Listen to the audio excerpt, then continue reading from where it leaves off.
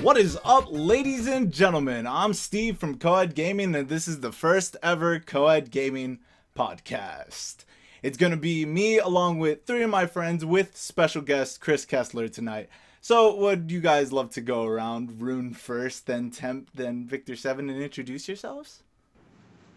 Hi there, guys and gals. My name is Runemablisk, but y'all can call me Rune, and I am a small, angry YouTuber. Ain't that the fucking truth? Fuck you. Temp, your turn. Hey guys, I'm BodyTemp, hey, music producer, yeah, so, hey. Seven. Welcome back, guys and not guys. I am called VictorSeven, and this is our very special podcast with a very special guest. Stay tuned. Alright, so what we're basically going to do today is we're going to first get to know each other a little bit better, introduce Chris Kesler, go through a few topics, and then end everything by playing a game. Isn't that wonderful? So, how we're going to get to know each other. So, everyone basically state what you do on your channel or whatever it is you do. And at the same time, state the game that you've been playing lately. Rune, you first. Me first, yay. I'm so happy to be first all the time. My gaming This means channel you're important. Yeah, I know, right? My gaming channel mainly consists of random games and special indie games that I have found that are interesting enough instead of just the mundane horror game that comes by every now and again. But I also play AAA games and stuff like that. My current game that I'm playing right now is Shovel Knight and Dead in Bermuda. Isn't that exciting? Shovel How the hell Knight. is Shovel Knight? I freaking love Shovel that game. Knight is amazing. You have to leave I me. love it. Huh? Oh, definitely. Temp, your turn.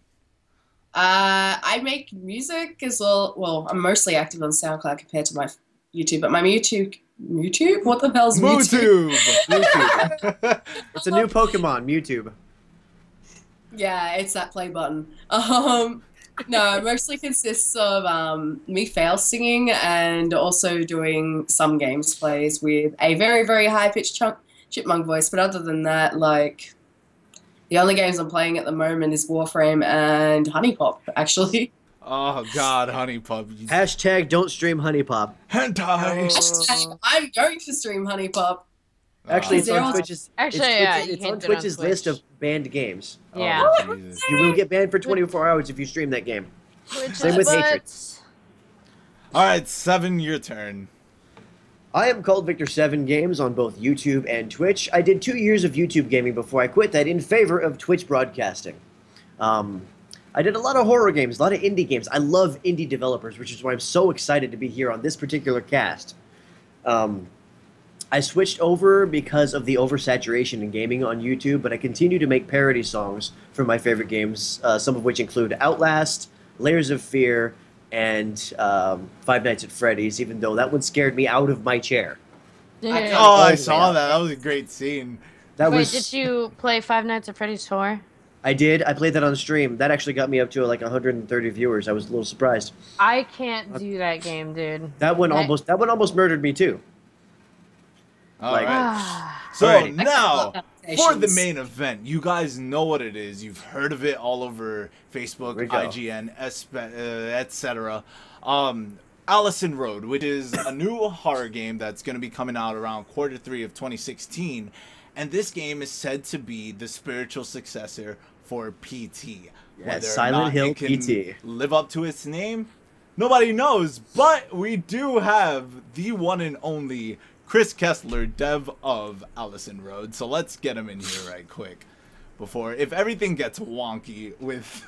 It's gonna be slightly wonky for a second, but we will fix it. We promise. Yes, absolutely. Let's get Chris Kesler. But do have the one and only Chris Kesler, dev. Mute Why do I hear the you? stream, Chris Kesler. Aww. Yeah, Chris, you gotta mute your stream. For a second, but we will fix it. We promise. Mute the stream. It's okay. He'll get it. He'll get it. Eventually. Chris, Wait a minute. Why do I hear the stream, Chris Kesler. you?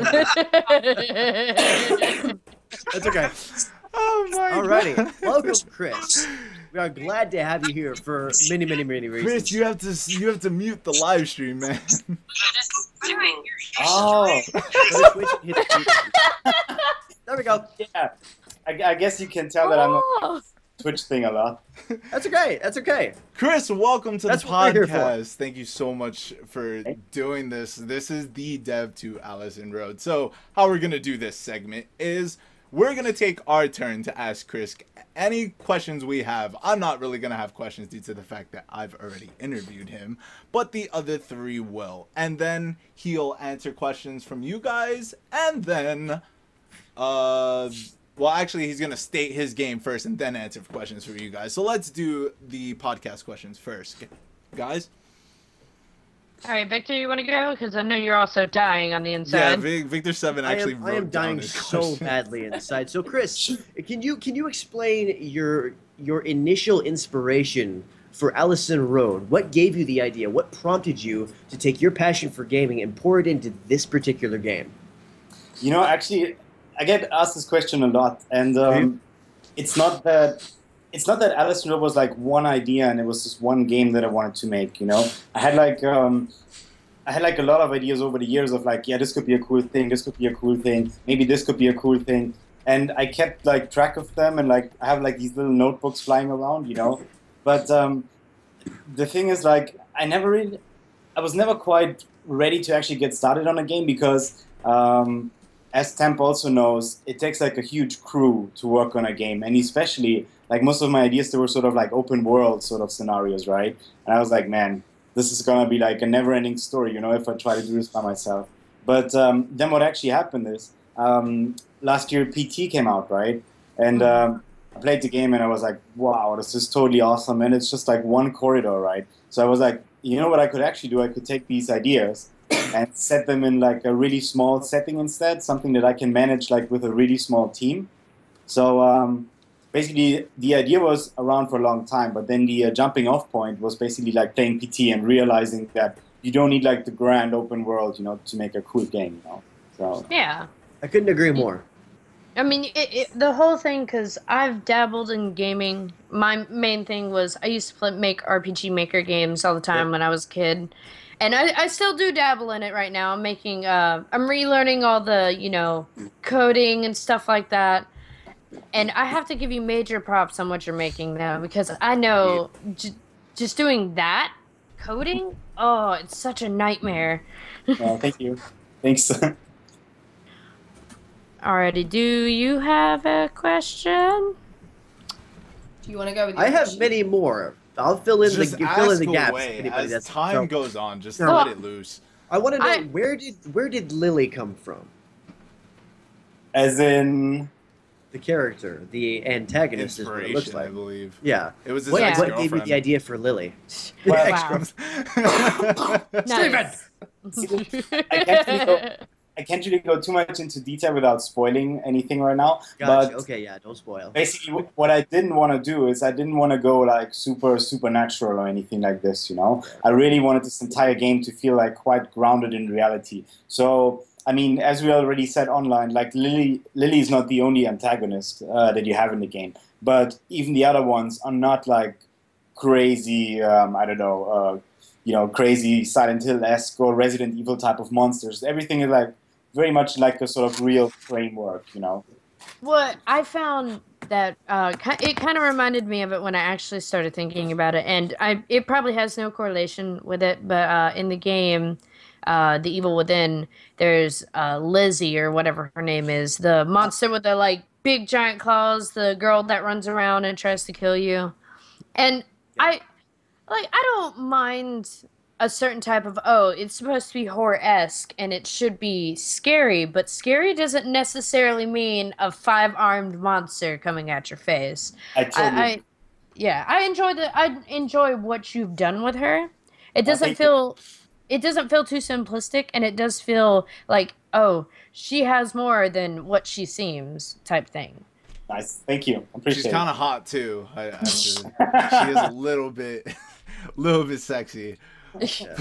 Jelly Dog is saying, "Can't wait to play Allison Road. Yeah. You and me both, my friend." Yeah, we're I'm gonna get a heart palpitation from that as well. we're My freaking all question- excited. Go ahead, I Ron. know, right? My question, how big is your dev team? Right now we're 10 actually. 10. Okay. Yeah. How? I mean, see, the thing is, because basically what happened is, so I was working on it alone for like 6 months, and then I got a couple of programmers on board and sound design and a musician, right? And so then when the video took off on YouTube, which was fairly unexpected, really, we hired 2 more guys, like environment artists. So because the thing is, as people know already by now, even though a lot of them they seem to forget it, like the game is not only like set in the house, right? There's a whole bunch of stuff that happens outside the house, and so we actually already started working on the exterior areas. But having said that, we have to see like what happens after the Kickstarter, you know, to see how we go from basically. Yeah. And Definitely. please, guys, Like- go help fund the Kickstarter because Yeah. I will drop that link in chat for you. yeah, please do. Thank If you have not seen this, go ahead and check this link out. This is the game. This is what we're talking about. Yep. Because the better it does, the more money you guys give in, the better the game is going to be. And Exactly. we want this game to be amazing, don't we? Honestly, for the little thing, I love the little things that you put in, like, the toast popping up. And Jump the scare toaster. toast. I was like, you know how many people that actually scares every day? It really, and that's a good point right there, because in watching, let's take horror movies for example. They always expect the big jump scares to get you, but the things that get me the most, there was a movie called When a Stranger Calls. It was kind of a weak horror movie, except there's one thing that always got me: the bird flying in front of the camera. Every time that jumps, it's just a fly. The simplest little things are what can really send somebody reeling. The feeling of loss of control, such as one of the games that we're going to talk about later, called Layers of Fear. There was a point at which I couldn't walk backwards, and of course I wondered, what's going on? So I turn around and stack of books falls over on me. Oh, that stack of books. The simple things that are not threats that scare us more because they build that tension up. What kinds of things are you using, without spoiling too much, but are you using some of these natural, non-threatening things in Allison Road? Yeah, like toast. Actually, I want to go back. I want to go back to this toast for a second, because basically, the way we want to play this is the flat is supposed to be as interactive as we can make it, because the player, before you even get into the nitty gritty, you should really believe the location. It's really your place, right? So ideally, we want to do almost like remember in Heavy Rain at the beginning, like you can interact with everything. You have to go through this day routine, like brush your teeth and shower and stuff like that. So we would very much like to make it like super interactive. So when it came to the toast, I was like, I told one of the programmers, I was like, dude, can you make the toaster pop? And he was just supposed to like make it like really subtle, but then his thing just flew off. Yeah, it's like a real and that's absolutely perfect. It's like real physics toast. So in the end, it was quite funny. So I was just like, okay, let's leave it in like that. That's great. It was quite funny. Because like when you would compare a game like this to like another indie game that took off, Five Nights at Freddy's. Five Nights at Freddy's is nothing more than jump scares and stuff like that, but it worked with what he was going with, all the it's a secret wrapped in a mystery and then deep fried in all these other secrets, but the fact is, I really would like to see someone like Matt Pat pick your game apart by the core. Yes. I think that would be one of the coolest things ever. That's another good question. That's another good question. Are you going to be dealing with a lot of hidden lore that players have to figure out for themselves? Because in horror games, number one, that got Five Nights at Freddy's tons of publicity. So as in a publicity sense, it may be a good idea. But number two, again, going back to Layers of Fear, I absolutely loved having to pick out and piece together the story myself. How much of that would you say is going to be present, or are there any plans for that in Allison Road? Yeah, that's very important to us, really. I mean, see, the thing is, we spent like a long time working on the entire story and everything. And nothing in this game is supposed to come easy to you, Like, you have to really work for it. Because we make the narrative. I have to say, like, I personally, I think it's a good narrative. It's very interesting and intricate. There's a lot of like facets to it, but it's really up to you, sort of like almost how deep you want to go. And I mean, in a way, like for example, on Kickstarter we have this thing called the Hunter. So because in our mind, like people who back us now to make the game, they're like the real believers in a way, like the real fans, right? So we want to give them, like even more than the player later on. So basically, the Hunter is an entire year of like it's not the game itself, but it's a game in the real world where you can basically get a lot more background information about this entire Allison Road universe, you know. And Excites me. and actually, like if you check the updates, the last week we've actually been playing riddle games with the audience already. I mean, it was really funny because some people on Kickstarter were like, "Hey guys, can you entertain us or do something with us?" And I was like, "Okay, sure," because we got tons of this stuff. So we just started to play some riddle games. It was really funny. Yeah. Like I've been looking at the page, the Kickstarter funding page for you, and I was looking at it was the pledge for 25 euros, and it was like the Lucid Dream. I was like, what is that? It's, What is that? you know, because tons and tons of people ask us like for a demo, right?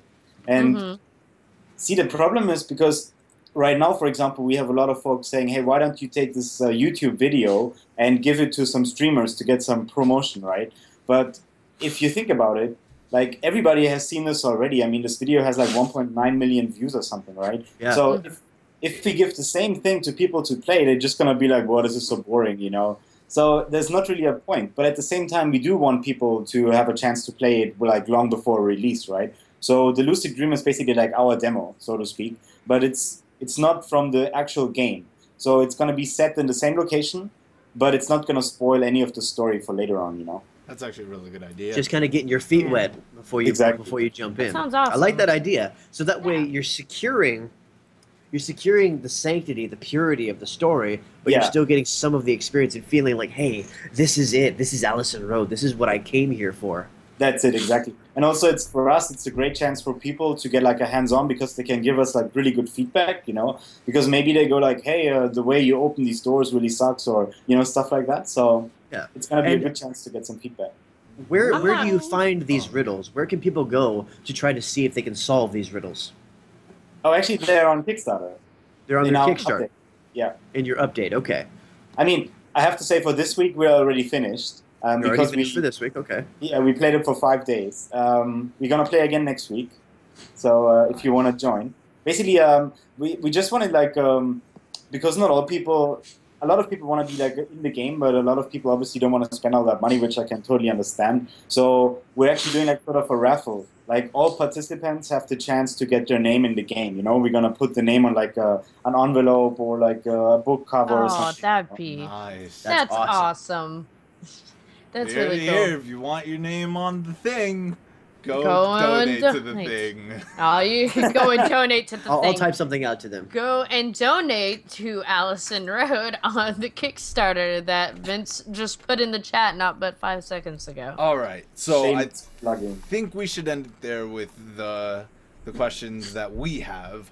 Let's move on. Let's give Chris a few minutes to just say whatever he wants to the audience. Chris, it would help if you could last at least 2 minutes doing this. And if not, we can fill the gaps with questions. So. Yes, absolutely. Yeah.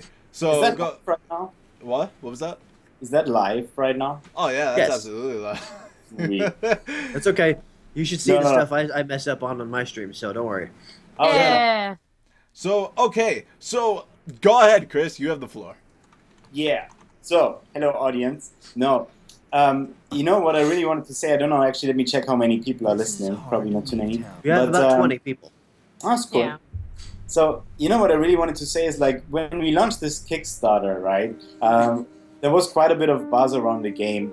But now that we launched it, you can see that we have like roughly 4,000 backers. Now, I have to say, like, we're like really, really grateful to these like 4,000 people who came over so far to support us because I noticed there's like a big difference. I mean, there's almost like two types of fans. There's like all these guys on like the social media platforms and who support us on Kickstarter, and even if they can't, they shared our posts. You know, they really tried to help us out to spread the word and everything. And then there's like people who are just like observing and they don't really care. So I have to say, like the real fans, so to speak, they're just incredible. Like all these people who like, you know, post nice stuff, share our news. post update videos, post the Kickstarter. So I just wanted to say like a really heartfelt thank you to everybody who supports us that way, because it's really incredible. I mean, just most of the stuff you can't even see. Like when you go on the Facebook page, on the comments or on the wall posts, you can't even see that stuff because a lot of them they message us privately. But we get like really, really, really sweet messages from like all over the world. And I mean, I have to say, like, this just makes it all worthwhile, you know? Because I mean, if you go on like the various, you know, like Reddit and all these sort of platforms, I mean, we do get very mixed responses, I have to say. Like, not everybody is happy about this game, right? So, however, the really cool people, like, I mean, the fans, they really make it worthwhile. So I just wanted to say like a really heartfelt thank you. It's really, really appreciated. And awesome. Rochelle K1994 says, just to add, those graphics on the trailer video are god. Like, damn. Shame I'm a big when it comes to horror, though, so I might not think about playing it. And JellyDog81 says, the graphics are amazing and so scary at the same time. Oh, thank you. That's awesome. And I have to say, one of the biggest things in a horror game is not the graphics, it's not the mechanics, it's not the monsters, it's sound. The more I you make use of definitely sound, agree. It's the atmosphere. The Yeah, atmosphere of the yeah. game. sound is the Definitely. atmosphere. Sound is the experience. Sound is what ropes you in. It makes you feel like I'm actually here. I'm dealing with this. And from what I saw of the Allison Road trailers and the little gameplay, the sound is phenomenal. Now, are you going to be integrating any surround sound into this, or is it just naturally what you have already implemented?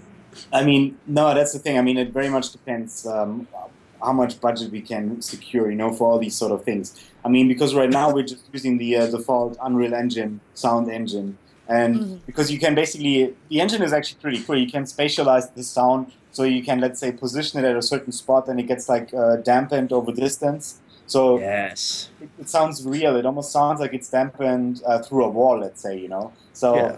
it's a pretty cool sound engine that comes with UE4 by default. So it But, is UE4 that you're using. Oh, yeah. Oh, beautiful. Yeah. It is always the atmosphere, because I mean I've always explained it, because I've talked to Mikey from Coed Gaming a lot about different things that have to do with horror, and I always said to him, what would be scarier, watching someone stab someone repeatedly over and over as they're bleeding to death, or a door panning away from the camera with nothing but screams coming from the other side of the door? Because stuff like that just messes with you. You know what I mean? I mean, if you're gonna take it into that kind of contest, I'm sorry to bring up like other games. I know that it's all about it really is right now. We're talking about Allison Road, but when you want to compare, like, take like second Five Nights at Freddy's or the third one, and compare it to the first or the last Five Nights at Freddy's, and there is no comparison to which one that he put the most time in and is like way more scarier. Because in the fourth one, what got me was the fact that you didn't have to look. All you had to do was listen, and that is that is nerve-wracking to me. It is. I It can't is, just be definitely. like, I'm looking at a black corridor. Another way you can actually explain that, though, is pretty much ASMR. It's certain frequency levels that cause the brain to think, and it's a good way, if you're ever making music, of getting someone to, let's say, enjoy it. So that's why you have like a catchy song. It's actually the frequencies of each song, and on how high it is, it will mess with the brain in a certain way that it will tell it you need to be scared or you need to be happy. Yeah. And I mean, it's a good therapeutical thing as well. But for a game, it's probably the best thing you could ever have in a game. Absolutely. All right, so now we can take this time to take questions from the people that are watching this stream. If you guys have any questions for Chris, please, now is the time to ask. And Okay. I guess in order to like let them Well, there's broaden the about to be list, 10 let's start seconds off with delay. Mikey's question. Yeah, he says, what are your thoughts on cryptic clues driving the player mad? More so than what's actually in front of you. Cryptic clues driving the player mad. So that must be a reference to PT, right? It's possible. And there's been a lot of comments about PT in the stream here. Is it? Jelly Dog was saying, I played PT, I had goosebumps while I was watching the trailer for Allison Road. I had the same goosebumps. And I know there's a lot of people that are calling this the spiritual successor to PT. Mm. Mm-hmm. Yeah. Actually, at this point, I might point out that we never called it that. So that was only... Yeah, this is completely from the fans of the game. Yeah, yeah. I mean, it's awesome, really. I mean, PT is sort of like a benchmark. I mean, not only PT, like even the old, all these old horror games. Like I'm sure you played Resident Evil 1 and 2 or Silent Hill 1 and 2. I mean, it's just an entirely different. It's almost like a different league of horror compared to where horror games are nowadays. Like, in fact, The Evil Within, in comparison, like personally, I didn't really like this game very much. Because yeah, me either. I thought it just wanted to get there, like where the games used to be, but it just didn't quite hit it, sort of. But anyway, back to the cryptic. I do agree, yes. However, I think it's great to have cryptic puzzles. However, the thing is, as we already tried on our Kickstarter this week, people need to be really into it. Otherwise, you have like a huge chunk of people who don't get it, and like a tiny chunk who actually put like all this work in and might get it. So I think it's awesome to have, but the story cannot depend on it, because then you might have a huge chunk of people who will never understand the story properly, Yeah. Okay. Rochelle K1994 says, Chris, what got you inspired to create games for a living? Frustration with my job. Hey, that's a good enough reason, isn't it? Yeah.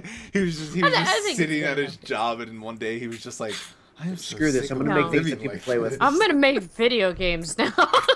Yeah. Well, I mean, you talked about... So, since you're starting on a horror game, what was the first horror game that really just caught you like, man, this is an amazing experience? What was the first one that you played? First horror game ever? Boy, I don't know, man. I mean, I play games since I was a little kid, so I found all kinds of stuff scary back then. For example, I found a Super Metroid really scary. That's a good one, too. That was a dark theme, though. But I have to say the best, like my favorite horror game ever is, my favorite two are The Last of Us, even though it's a little debatable if it's a horror game really, and the other one is Silent Hill 2. I love that game. Oh, no doubt. That's a favorite among gamers, too, is Silent Hill 2. Yeah. Like, I played that with my brother back in the day, and I really enjoyed it. Resident Evil is what took it off for me, but... Oh, yeah. Oh, man. But there were so many good horror games back in the day. So many good ones. I came into the horror game scene a little bit late. I played the first Silent Hill. I threw the controller down when I got stuck in that chain link fence alley with a swarm. I was done. I was like 13 years old. I noped out. And the next horror game I played that just really made me get into horror games as a genre was Dead Space. Oh man, that's Dead awesome. Space. That's a good one. Dead Space 1. Let's be real. The very first Dead Space, yes. The second one was okay. It was still pretty good, but the first one, that's just the one that just hits you. Although right in the gut. I do have to say, I'm pretty sure this was on the second Dead Space. I couldn't do with the thing with the eye, with the needle had to go in the dude's eye. I was like, no, can't do that.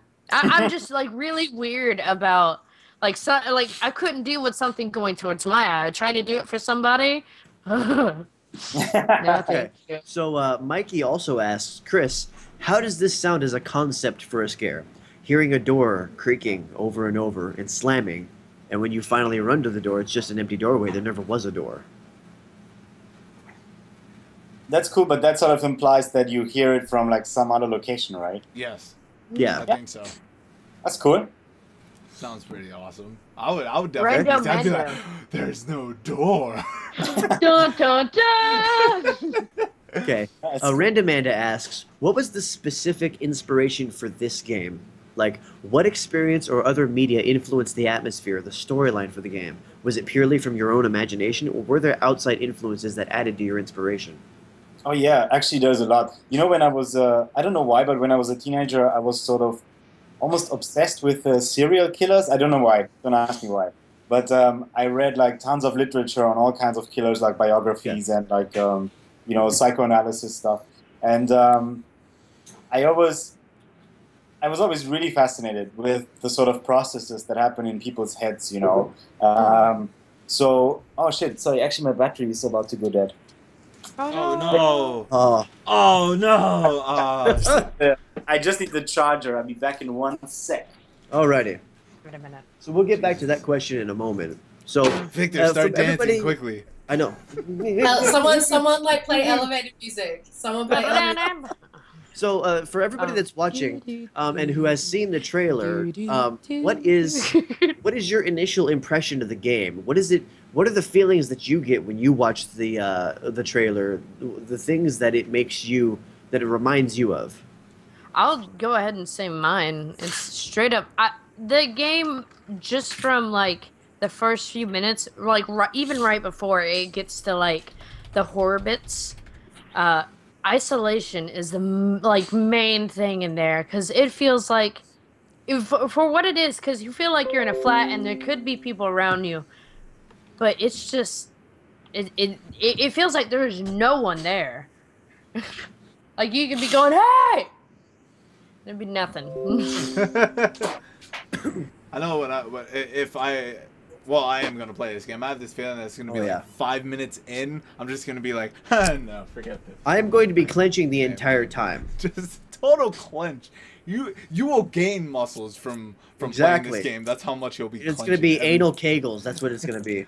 All right. I'm gonna cry. Questions, Kesler guys. is officially back, so let's ask him the next question. Oh no, wait, he said hold on. Yeah, there was. He said hold on. Yeah, and there was I think he needed to finish that one question. Yeah, he still needs to finish this question. I also have another question. I'm holding this question from Jelly Dog as well. Yeah, so. I have the one for, where is it? I thought it just said. Questions. Okay, so finishing up the question about inspiration. Oh yeah, actually, didn't we talk about this at the beginning? We did, I but think. I don't think all the viewers were here yet. So. Yeah. Oh, I see. So let's redo Just that. talking about the things, the influences. You were talking about having read a lot of the psychoanalysis papers on serial killers and whatnot. Yeah. So what kinds of things from that influenced you to make parts of the game? Oh man, there's all kinds of things. I mean, influences particularly for Alice Road, I'm not even sure, to be honest, because I mean, I don't know if you guys ever thought about making a game, but you have probably like a ton of ideas that you want to realize, right? Like, oh man, this would be cool, or this would be awesome, or how about this? And it was kind of the same thing. It was just a matter of, when it came to Alice Road, it was a matter of, okay, now it's time to compress it and actually make it work. Because the thing is, you can have like 10,000 ideas all day long, but you need to make a call, you know, like you need to go in like a direction at some point, right? Yeah. Absolutely. So were you just like, one day you're like, I'm doing it?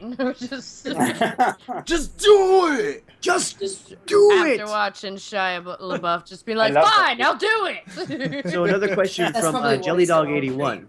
Says for Chris, have you watched some of the reaction videos from Jim Sterling and Angry Joe? I know a lot of people are really excited about this game.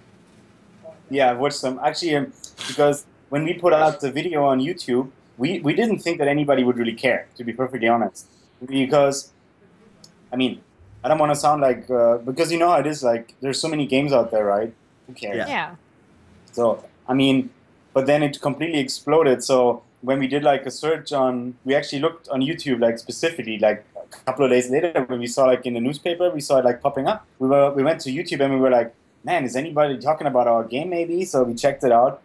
And there was like a whole ton of reaction videos. I mean, it was great. And I think we watched almost all of them actually. I mean, really amazing. Were you giddy? Were you like, ah! Yeah. I would have been freaking out. I'd be like, oh my god.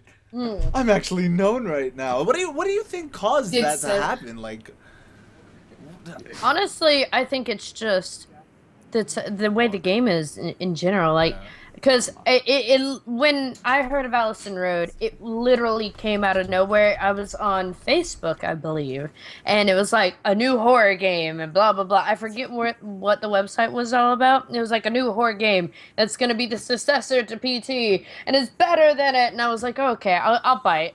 I'll look at it. And then afterwards, I was like, huh, that's actually really good. really? Thank you. Oh, are there any more questions that need to be asked? Well, I actually had a question about mainly the antagonists.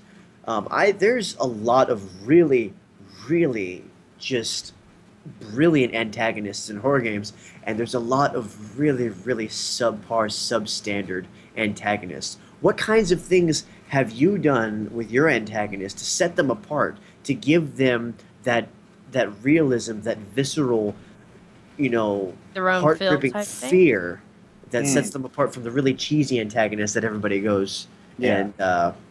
I mean, You mean yeah. like the mundane one where it's like, he did something, she's sad, revenge. yeah. No, I mean, we did a lot of research, like into all kinds of stuff, like psychological things, violence, murder. I mean, everything is grounded in reality, and all the antagonists, they're like really tied and related to the story. Like, there's not a single antagonist in the game for the sake of being an antagonist. Everybody has a purpose, and that's reflected in the design also. Like, actually, a good example, I think, is if you take Silent Hill. So you have Pyramid Head, with great design, love it. But then if you take the movie, for example, the second movie, at the end you have this like weird creature that has like this weird deformed mouth, and like the blades. It's supposed to be a god, but it's not, and just all sorts of weird things. Yeah, it's just really strange because the Pyramid Head seemed to have like a real design purpose, like the design reflected the sort of brutality and the heaviness that of James' character, like his inner well, self. I mean, if I remember correctly, or at least from the movie plot, the whole point of Pyramid Head is pretty much the bodyguard of her, like her darker self or something like that. And you can feel that from him because he's like, I'm a badass. I'm just gonna walking around throwing nurses left and right with my big ass sword. And I have to say though, one of my favorite aspects of villains are, there doesn't necessarily have to be a cliche good and a cliche evil.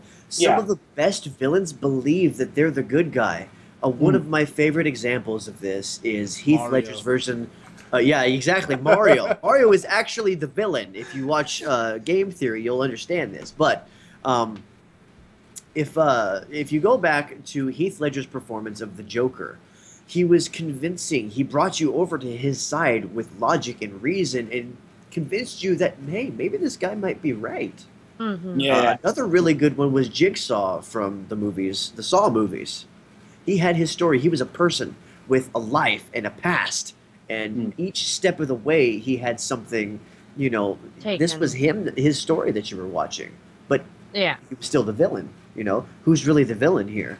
The first one, I have to say, was Agent Smith from the Matrix series. Okay, and I think it was because of that one speech that he gave Morpheus about how humans compared to viruses. And that made so much sense to me. I was like, oh my god, this guy's the hero here. So, but He's here. I love a villain that can convince you that maybe they're right. I totally agree. So, also, see, the thing is, like really good villains, they can have so many shapes. Like, for example, very recently, somebody said to me, hey, dude, you have to check out this movie called It Follows. Have you seen that? Yeah, I've seen that. So I checked it out, and I was like, wow, holy shit, that's actually awesome. So, did you like it? Yeah, I enjoyed it a lot. I mean, it's so fucking creepy. But the thing is, the villain, there isn't really a villain. I mean, it's just a person. Like, spoilers, like this thing takes a different shape, and just follows the target, so to speak, in broad daylight. And just because it was so mundane, it was so creepy in a way, Yeah. Mikey asks, or Londorius asks, will the game incorporate that feeling of nervousness when you get up in the middle of the night and you have to walk through your house and you know nothing's there, but you just don't want to walk? Oh, hell yeah. Hell yeah. I hope so, because that's... Wait, what?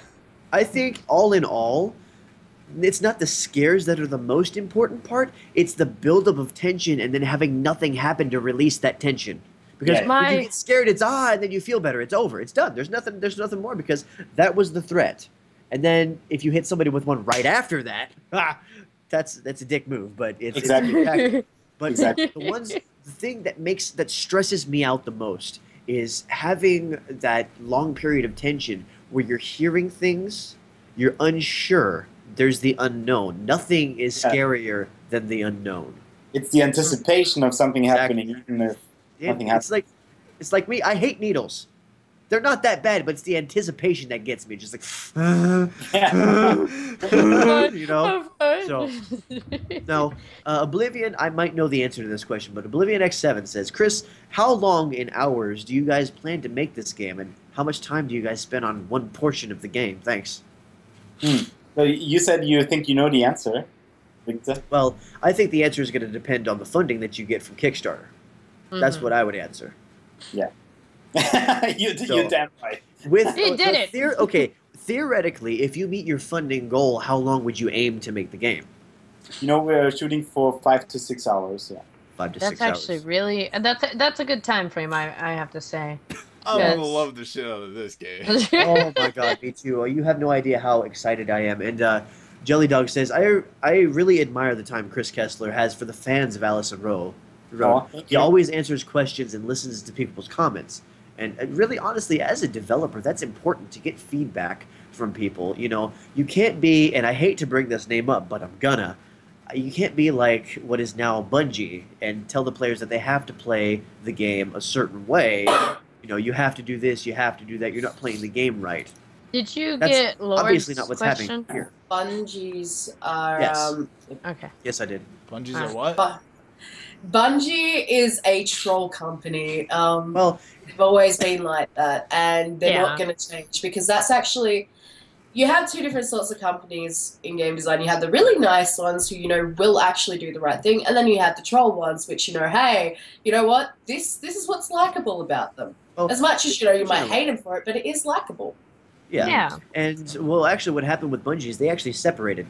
The people, the good part of Bungie, which later became 344 Studios, worked on Halo 4 and separated.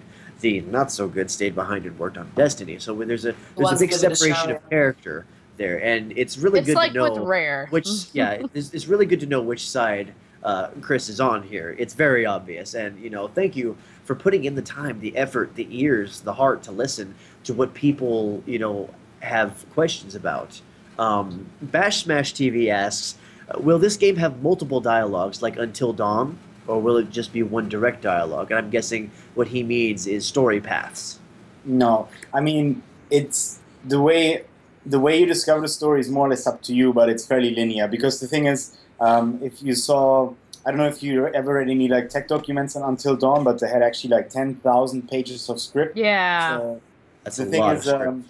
if you have branching like in Until Dawn or even in Life is Strange, like you're not talking about like £250,000 budget. You're talking about like millions budget. You know. You are literally just like that. That is a lot more time, and with 10 people, I don't think it's. It's you might look for the game in 2040 to be released. We'll be on Windows 24 by then. The funding might be going up a bit. So because of budget constraints, the game looks like it will be linear, but that's not necessarily a bad thing. Because when you're playing a linear game, think back to the era of the Final Fantasy games. Every single Final Fantasy game, except for the online ones, was linear. But the stories, most of them, I'll say that most of them had heart. You connected with the characters. Even the antagonists were very believable. You felt like you were spending time with these people. Yeah. And that's what I love about it, because it's not just about like the gameplay and the graphics and stuff. As we've said time and time again, the best thing that comes out of games, in my opinion, is stories. Yeah. I love stories in games, And especially in horror games. Yeah, in horror games. Like you know, everyone's over the Five Nights at Freddy's. Oh, I love the lore type thing. It's not about the game itself. It's always about the lore. And when you bring in Five Nights at Freddy's, they did not have any kind of stellar gameplay. You had two or three little gimmicks, and that's all you had. It's like there, yeah. But that's the thing. But the thing about it with this versus that's like more secretive and stuff. And I love secrets in games, don't get me wrong, but I love it when you actually know the story, like the actual main story, without having to be like, oh, I gotta get that secret over there, or oh, that thing could have told us about a certain path. Like, there should be secrets strung out about what happened, but it shouldn't be like that map Depending on. fragment is 60 miles that way. It's like, oh. So, all right, let's do it. And there's Exactly. the door to the next area. Oh, and by the way, your legs are broken and you were born without arms, so you have to drag yourself by your lips. You cannot Lordurius. run. So Lordurius, yeah, it doesn't want to be tedious to the player. Yeah. So, Chris, I've noticed in work-in-progress models of Lily that she has sharp teeth that are dark green. However, in the newer images, they are not sharp but still dirty. Was that a design change, or will the teeth change shape? No. No. No to which part of that question? No to everything. No. No, there's How dare you? it's gonna vary. Like her appearance is gonna slightly vary. Now, is that going to be because she's changing, or the player's perception is changing? Well, you're gonna have to find out for yourself, I'm afraid. Gotcha. Okay, so we'll keep that for the story. I love what you did just there. I love what you did just there. I'm going to hang myself on a noose out for that cliff that you just gave us. I do have a question. Do you have any expected release date when the funding is over? Like when Kickstarter is over, I know you have a certain time limit on it. Yeah. I think you do. Is there an expected release date after which? Yeah, well, the Kickstarter ends on the 21st, and so if we can make the Kickstarter, we're planning to do the demo by mid-next year, and then the game end of next year. Oh, God. So December However, if 2016? Yeah, exactly. But if the Kickstarter doesn't work out, then obviously it's a bit up in the air, right? Yeah. Well, you know, there have been multiple games that, some really, really good games that didn't get funded the first time, but slammed it out of the park the second time they did their Kickstarter. So it may just be, I mean, this thing just blew up. It just blew up. So, though, I gotta say, you said you just started the Kickstarter, what, yesterday? No, 2 weeks ago. Oh, 2 weeks ago. Okay, so Even in still. 2 weeks, yeah, that's a lot. I mean, almost 4,000 people. Well, obviously, it needs more, but that's a really good start. 2 weeks, and you still have 21 days. If you factor that into the whole, you know, the total amount that you need, let's say you just need about what, twice what you have now. Yeah. It's If still people quite a keep bit to going the go. way they are, and people like Jim Sterling and Angry Joe go and do reviews on this and feel that this is going to be beneficial to their channel, then I think you might have a landslide on your hands. Yeah. One of the things I was going to ask you, and it's kind of going to be, we're not going to segue into my topic yet, but the topic that I was going to bring up today was chat sourcing in Twitch. Now, if you don't know anything about Twitch, Twitch has an IRC that you can use to read, and Bash Mash TV, thank you for the follow, my friend. I said it in chat, so we didn't have to say it in stream. Okay, well, okay, whatever. But either way, so some games take advantage of the inputs from viewers in Twitch to influence the game, and probably the most famous among these is called Choice Chamber, a game where a person is playing, and the chat can type things to give them power-ups or to make bad things happen. There was one horror game. Yes, there's one horror game that did this, and it's called Daylight. Viewers can type in commands into the Twitch chat to make. Oh. Yeah, they can make you hear footsteps behind you. Oh no They shit! can make I've never something heard go that. off. Yeah, they can make something go off in the distance. They can even spawn the specters that chase you once in a while. So I was going to suggest maybe if you have the time and you have the a way to work on it and you get the funding for that, it might be a great idea to make Twitch interaction with the chat a thing. Because one thing that I've noticed is that viewers love to influence the game. So they're pretty much, you can have 100 people here that are playing with you. So making the overall experience even more dangerous and even more scary, because they're making things happen. And sometimes they're there, sometimes they're not. So that's my suggestion, is maybe looking at adding Twitch chat support. That sounds crazy. I've never even heard about that. That's really cool. Yeah. I remember that when it first came out, and I completely forgot about it. Yeah, that's going to be my segment. There's actually, let's see, 1, 2, 3, 4, 5, 6 games that I've discovered that use the Twitch chat to influence the game itself. So it would be really, really exciting to see such a good horror game have that and have people be able to change the game. All the toes popping up everywhere. If you do implement that, can you also implement a turn off switch?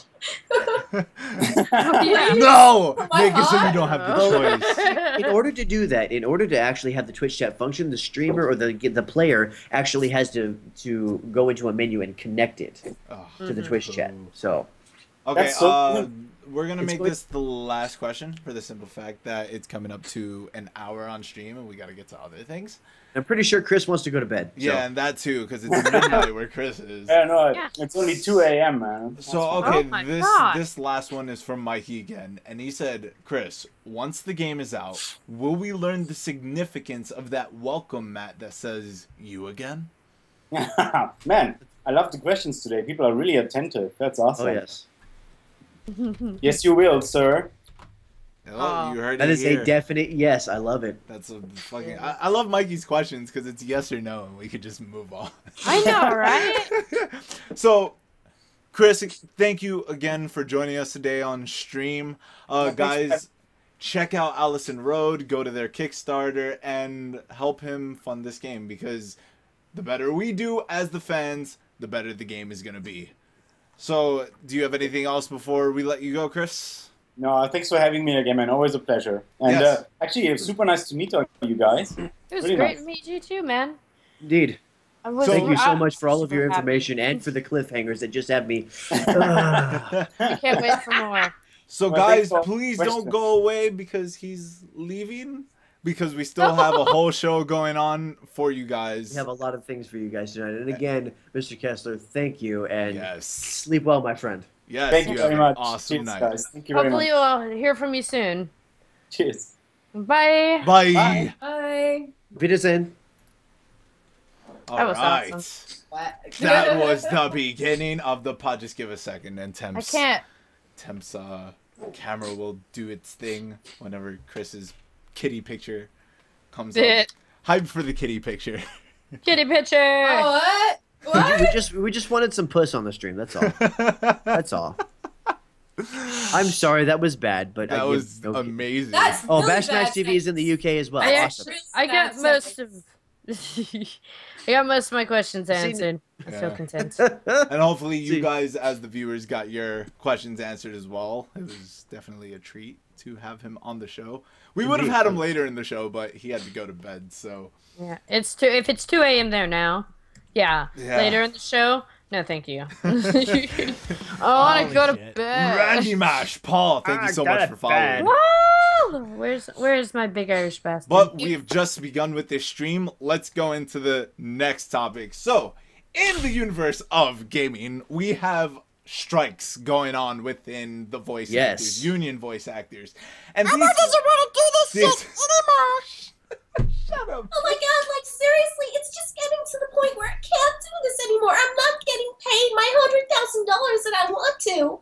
Oh my god. God, if you make me say 9,000 one more goddamn time, I will re-kill Nappa. So basically, this is within the union. Holy shit. Ooh, Chris Kesler followed me on Twitch. Nice. So, Aww. and what they're saying is they feel like they should get paid more if their role requires something taxing on their voice. Like if they come up and say, Holy shit. "Oh, I'm sick of this shit," they should get paid more money. And they're also stating that if a game was to sell over, I think it's 2 million copies, they should be rewarded more money based on their What? performance. So guys, please That's go. wrong. That's so wrong. Oh Before my god. I put my input, I want to hear your input on this because it's just Dude, that Vegeta was awesome. Oh yeah. Okay. So Go, if man. that's the case, if they're allowed to, then me as a 3D artist working on a AAA game, and if it gets over 2 million sales, right, I should be getting paid more. Wait, what is this? Hold on, Temp. I totally forgot that you worked for Enix. Here we go. Here we go. Yeah. Oh, whoops. Oh man. So she actually has insight to this. Please, Temp, go to town on this. Okay, so like in all seriousness, also doing when you go to a freelance sort of art stream, or even if you're getting contract work, Holy shit. you're not getting paid extra if it sells over 2 million copies. Fuck, if that was the case, I'd be a fucking millionaire. Like, honestly, if you're getting paid to do something, this is my argument with it. If you're getting paid to do something and you're under contract, there should not, you shouldn't be allowed to be paid. Ew, there's a spider. Sorry, I've got another one on my ADD moments. Oh, go kill it. You live in Australia. Things kill you there. I get bitten by that. I go to hospital. Yeah. Anyway. Even having a contract, things that are set forth in a contract are set in stone. Yeah, you cannot violate your contract and ask for more because you're already under contract. Yeah, especially when it comes to a contract. If it's something like a verbal contract where it can be compromised, and the person was like, or they have it stated in the contract, if a person has gained, if this game has gained more than such and such amount of money, that you get a bonus, not an additional. I'm getting like $100,000 more. Bullshit. Yeah, Like, oh, you can get a bonus. Not even that. They get royalty as well. They get 10% royalty. Oh yeah, dude. No, screw them. Yeah. So it's not the fact that they're pretty much being greedy right now. Yes, I can understand that there are some companies that don't do that, but general consensus is that most companies do give that 10% royalty. Yeah. It's a thing of you have to understand that people go through hell and back to make these games. You have the writers creating the scripts. You have the video directors running the whole entire fucking the people making the people that make the game don't even receive extra money after it sells a certain amount of copies. You know how many coders would die to get an extra amount of money. You know how hard coding is? Coding is awful. It's a nightmare. Okay, coming also from 3D perspective, being a 3D artist, we do 72-hour working weeks. When you guys really want that game, our CEOs push us, right?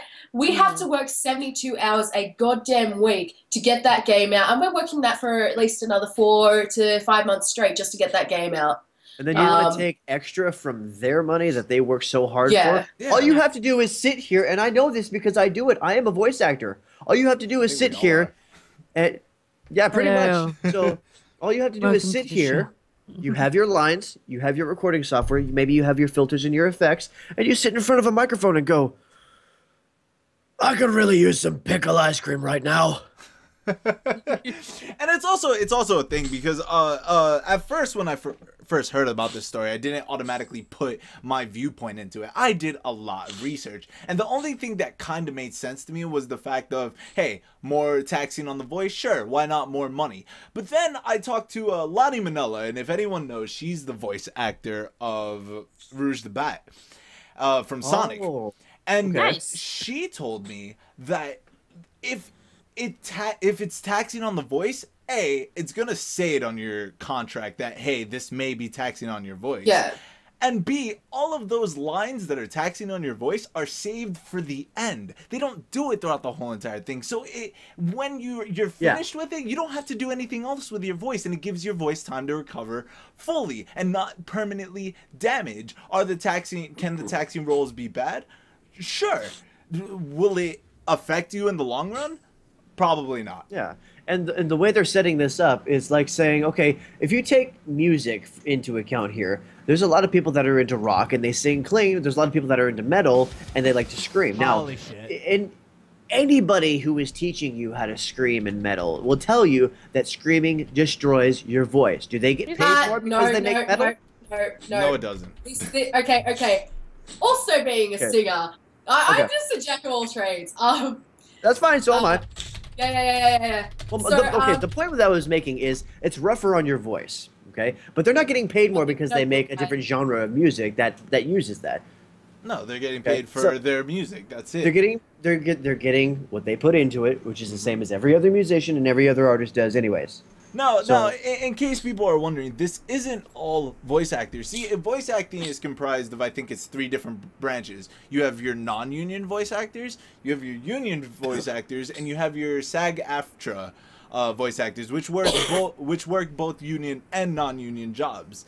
And from what I heard, the union voice actors, which isn't that many people, and I would say only 1% of them actually do video games, are like prima donnas, basically. They're like, Yeah. I deserve everything in this world. And it's like, no, you don't. Get off your fucking high horse. You're a voice So the rest of actor. us are like, bitch, please. I will whack a bitch. I will slap I'm you sick sideways. and tired of this motherfucker. No, sorry. Please no, please no. I thought that movie died. Please, why? You know, I always wanted to see if I need a remake of The Legend of Zelda: Ocarina of Time where Samuel L. Jackson voice acts for Navi. God. I need him to voice act Navi. Go You ahead, just go got ahead, the do it. hood shot. You had to beat some dead bitch in a race. Only thing that bitch can do is race. And you gotta go. You know exactly. Fuck. You a cold motherfucker. But anyways, back to the topic. It's a ridiculous thing that these voice actors believe that they deserve more. They believe that they are what creates the game, because apparently, as per I them, think they're God. yeah, it's their voice that makes the game good. Bitch, That's you BS. could be a beautiful voice actor and have a terrible script and sound like a dumbass. Now, see, it doesn't. Then I can tell you. Does anybody know who Crispin Freeman is? No. It sounds Oh, familiar. okay. He's a voice actor. I think he did the English for Alucard of Hellsing Ultimate. Yeah. I love Alucard. They chose him because he was a big name in voice acting, and that was a very bad decision because he way undersold Alucard. So that's living proof right there that the voice is one section of a huge pie. Of a fucking trifecta of Yeah. shit. So, in all honesty, personally, I don't believe that just because you put your voice in a game and it sells over a certain amount of copies, that you should be getting a bigger cut. Because 10% is 10%. If the game sells and it makes $10,000, guess what? You get $100. If it makes $1 million, you get a whole lot more anyways, because 10% is 10%. Yeah, but Exactly. it's a thing of. They also stated that after 2 million copies are sold, they should receive more money based on their performance. The question of the fucking day is, let's say they do go through with this strike and they're agreed for it. How the fuck are they even gonna do that? Are they gonna contact companies like Steam or GameStop, for instance, and say, hey, we need the fucking files on a game that sold over 2 million copies. We also need to know how many lines this specific person talked And in the if it game was and how good good. it was. Yeah, and was it good? There's no way to track that. Yeah. Yeah, So- companies are legit gonna look at them and be like, What? fuck you. So and also it's not the voice acting is only the raw material. When you're putting somebody's lines, it's up to the editor to make these lines stellar. Okay, sometimes you need to be good as a voice actor, but it's not Let me that makes it good. When Let me you're- put it you're- this way. Yeah. An animation, a person's voice can make or break a character. Did you know that when Shrek was first made, that Chris Farley was going to play as Shrek? Oh my. It is Yeah. not good. It's not great. It's not Shrek. Like if No. you would have had Chris Farley play as Shrek, it wouldn't have been as big as a hit as it is. Like they still had Eddie Murphy as Donkey, and it was about the moon scene, and he was like, oh whatever, and he was Chris Farley. Yeah. And when it came to Mike Myers, he had the softer and gentler tones that Chris Farley really couldn't do. Yeah. Like if you can give somebody with a raspy voice and be like, oh, you need to sing soprano, it's not gonna work. Like, just because you like a certain the voice. voice actors for like movies and video games, the main difference is I do believe movies use more facial capture. I'm not 100% sure what that Well, means. now, Well, definitely. yeah. So like, not all games need that. Some do. No. But the thing is that when it comes to that, you don't need as much skill as you do to do a movie voice acting. Yeah. And Yeah, definitely. not even actors receive more money after after a certain amount of copies. Do you think the people of Avatar got more money after Avatar blew up? No. No. Oh, fuck no. And there was most of that was captured on green screen and voice acted too. Like seriously, what do y'all think? Like this, my buddy, and he's a YouTuber as well. His name is Rio Vash. One of my best friends. Yeah, you heard of him. I know of him. He's also a voice actor, and he does stuff for certain types of animes. Anything he can really get his hands on, and he can't just be like, oh, I want more money because this actually kind of went somewhere. He can't just do that. He knows he can't do that. It's the set price that they have given, and that's it. There's no ifs, ands, or buts. That's like betting on a horse race, then the horse wins and say, wait, no, I want to change my bet. Bash Smash TV asks, what if Mike Myers was never an option and we had no choice but to listen to Chris Farley? Would our opinions still be the same about Shrek? Let me answer that question. I'm going to give you a giant hell no. Hell no. Yeah, no. Because something about Myers' voice made it so much more better and just he had a Scottish ogre. Okay, Yeah. What is more awesome than that? Granted, with all of the spin-offs and how much they milked that series, I got sick of it, but you'll never forget the first movie. You will never forget the first movie. I mean, you loved it because it didn't just go from I'm angry ogre and stuff like that. It went from more like subtler tones and sweeter things, something that I don't think Chris Farley really could have pulled off, like the somber moments when he was talking to Donkey about like I said, the moon. Like when I saw the actual thing that they did, it didn't add up to me. It wasn't Shrek, in my opinion. Shrek is love, Shrek is life. Exactly. Oh God, you had to go there.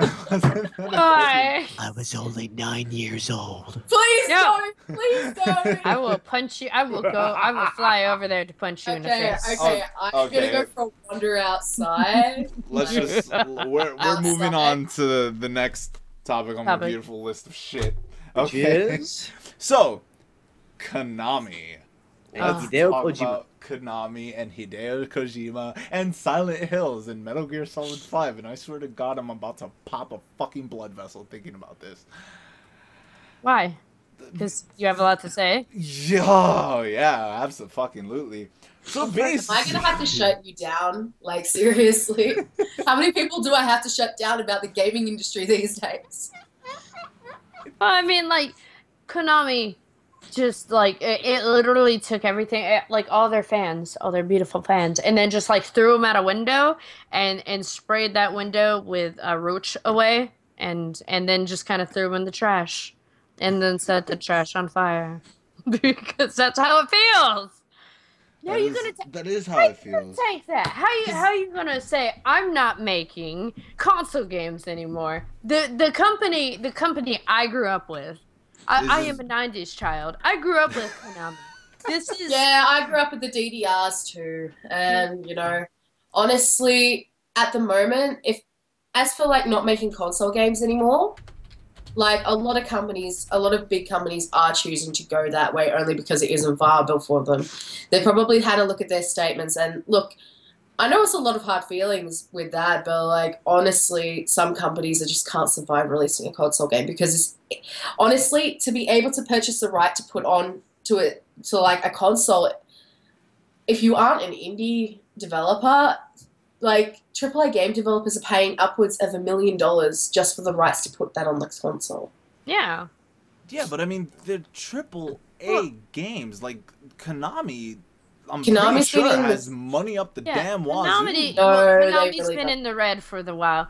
And I would understand if they would release, like, they just, released Metal Gear Solid. And I'd understand if they would release, they're going to do Plinko machines and stuff like that as well, because to gain their money back. Yeah. I would understand that if it was just that, but for them to be like, we're not doing this, we're not doing that, we're not gonna, tell you why. We're just, the main reason is they didn't explain. They were just like, we're not doing it. Bye. And like I had a theory that like all of this was just like a big play they were putting on, because I know a lot about the Metal Gear Solid series, and you have the good guys and then you have what's known as the Patriots. And I thought that was kind of the role they were playing, like Konami was going to be the Patriots and Hideo Kojima was Solid Snake, and Konami was making themselves look like an asshole basically to create something else for Metal Gear Solid 5, because people have been saying that it feels like things in Metal Gear Solid 5 have been missing. And honestly, like, if it is that, they've gone too far with this shit, because like they've already like they've basically done things that are a big fuck you to their fans, you know what I mean? Yeah. And like, it would be better if we had some form of explanation, some quotes from Hideo, but it doesn't come to that. Well, there is an interview. Clayton Daly, co-host of the Codec podcast, claims to have recently been part of an interview with the series composer Rika Muranaka, in which she revealed the following. It says, the main reason for the falling out, at least in her opinion, is that Kojima gets paid a salary, and he doesn't make a profit share. He doesn't take a profit share on the game. He gets paid a certain amount no matter what, and he was spending so much money in delaying the project and adding all these features and making sure the game was the biggest and best thing it could be. And Konami was unhappy with that because the delaying has no effect on him. He was spending the budget on this and that and upgrading the Fox engine, then delaying further because the engine wasn't ready. And Konami wasn't happy with that because he gets his salary and takes a more traditional Japanese man approach by not taking a profit share. So in doing that, he gets a little more than the game creator would, but doesn't take bonuses from the game selling well. In her eyes, Kojima is a fantastic creator and probably the best creator of his time, but he doesn't have a strong business sense like Konami would like him to have. I have to stop you there for a second. What's up? Steve? Huh? You're I know, I'm saying hi to her. Yeah, you better say hi to her. Okay, you can continue. Okay, so where instead of, for example, cutting corners by lowering foliage resolution, he wants to make sure everything looks good and polished as possible. She said they paid for her to write 30 to 40 songs that ended up not being used, and he'd tell her to write another one, then another one, then another one, because he settles for what he likes and has a good mind for what people want to see and what people want to hear. Yeah. But Konami, in a business sense, you can see, I guess you can kind of see why a company might take issue with that, but in my eyes, you have to let the artist run free. Because if you don't, you're going to come up with crap. Yeah, but that, and also, you have to think about, Hideo has been with Konami for years. Like, since I was a child. He's pretty much one of the biggest reasons Konami is even known. So, like, they should be best friends and give this guy what he wants. But the thing is that since Konami is big, since they have all these AAA titles and they're known for Yu-Gi-Oh!, Metal Gear Solid, the new Silent Hill stuff, they basically have this attitude of, we don't fucking care about you, fuck you and what you want. And it's wrong. It's wrong to treat him like that, because he's the reason why you guys escalated to what you are today. Why are you just throwing him away like that, you know? Now I'm going to go ahead and go devil's advocate, and I want you to I wanted to see if you can react to this, and I want what your opinion is on this, okay? So Hideo Kojima takes credit for much of the writing in Metal Gear Solid 5. And a lot of people say that is easily the game's weakest aspect, as it always has been with the entire series. Some people think maybe without Kojima this area could finally get its chance to shine. Of course, it would be a shame to lose some of the more inventive design decisions, like bosses who can die of old age, or psychic enemies who can tell if you've played the latest Pro Evolution Soccer. But what do you think about that area of thought? What do you think about the narrative in 5 and the series? Do you agree with him that it's weak? It would be better without Kojima, like Metal Gear Solid. The writing. The writing? A lot of people take issue with the writing of the series. Let's take a look to a game that Kojima didn't go full ham on. Let's look at Rising. Metal Gear Rising Revengeance. Okay. That game... I like that game. That game was good for the fact that it was a beat-em-up, but to my opinion did not deserve the title Metal Gear. It's like... I'm sorry, but it was just amazingly memey. I'm not even kidding. I have to say, I loved the Renegade for Life episode where Vegeta played it. I loved it. He was just like, holy shit! Oh yeah, that slow-mo part. Oh, it kills me every time. Oh! But the thing is, Honestly, I thought it was a great game. it Honestly, was a good game. It was great. The only thing that angered me was it took the title Metal Gear Solid, and When Metal it Gear really had Solid nothing to is do a with Metal Gear. game. Yeah, is a game in which you sneak and you don't go It's- full ham on killing people. You want to try to It's- avoid people. It's what? Kind of like when Machine for Pigs came out, when it's like it's Yeah. amnesia. Yeah. It's not amnesia. Exactly. So and that was kind of without Kojima, because Kojima was like, you guys can do whatever the fuck you want with this, and they made it a beat 'em up, and that's not the idea of Metal Gear Solid, and they tried this different approach, and they received so much shit from it. Like, I remember borrowing this from a friend. He handed me the game, and I was like, oh great, I can't wait to play this, and he was like, dude, just don't take it seriously.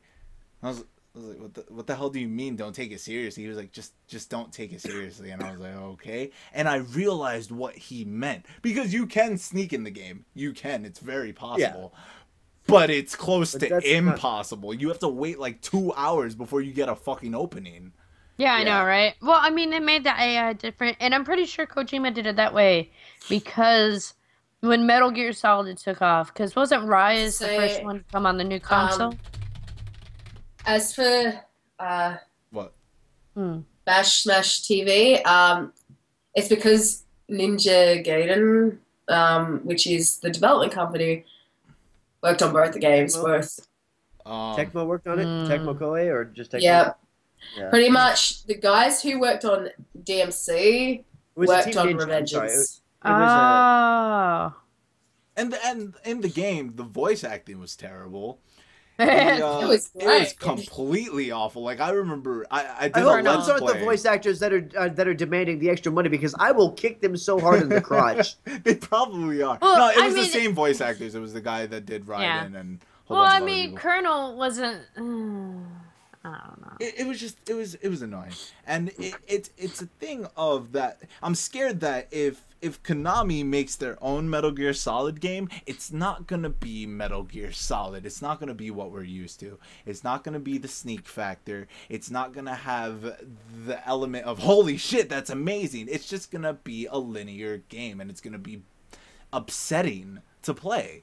Well, the thing is, we're so used to Metal Gear Solid in its series and the way that Kojima has envisioned it, that if they try to make another one out of after he's gone, they're not going to have his input, they're not going to have his creative direction, and they're just not going to have a Metal Gear game. What I could see them doing is taking everything from Raiden's approach.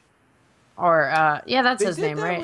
With but no, I mean all the way, like beginning going into the Metal Gear series and actually seeing Snake. Yeah, like instead of him just like, there's a dude.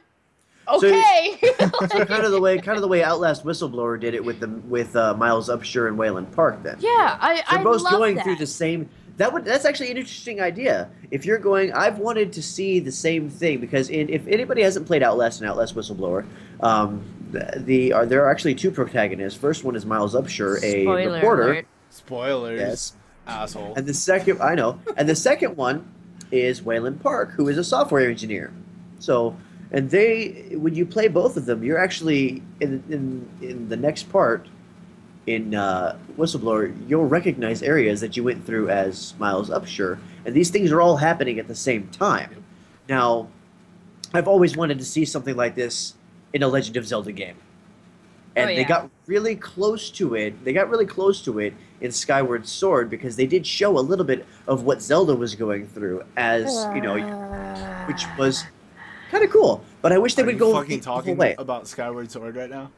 I am. You know how My I feel. favorite. I understand.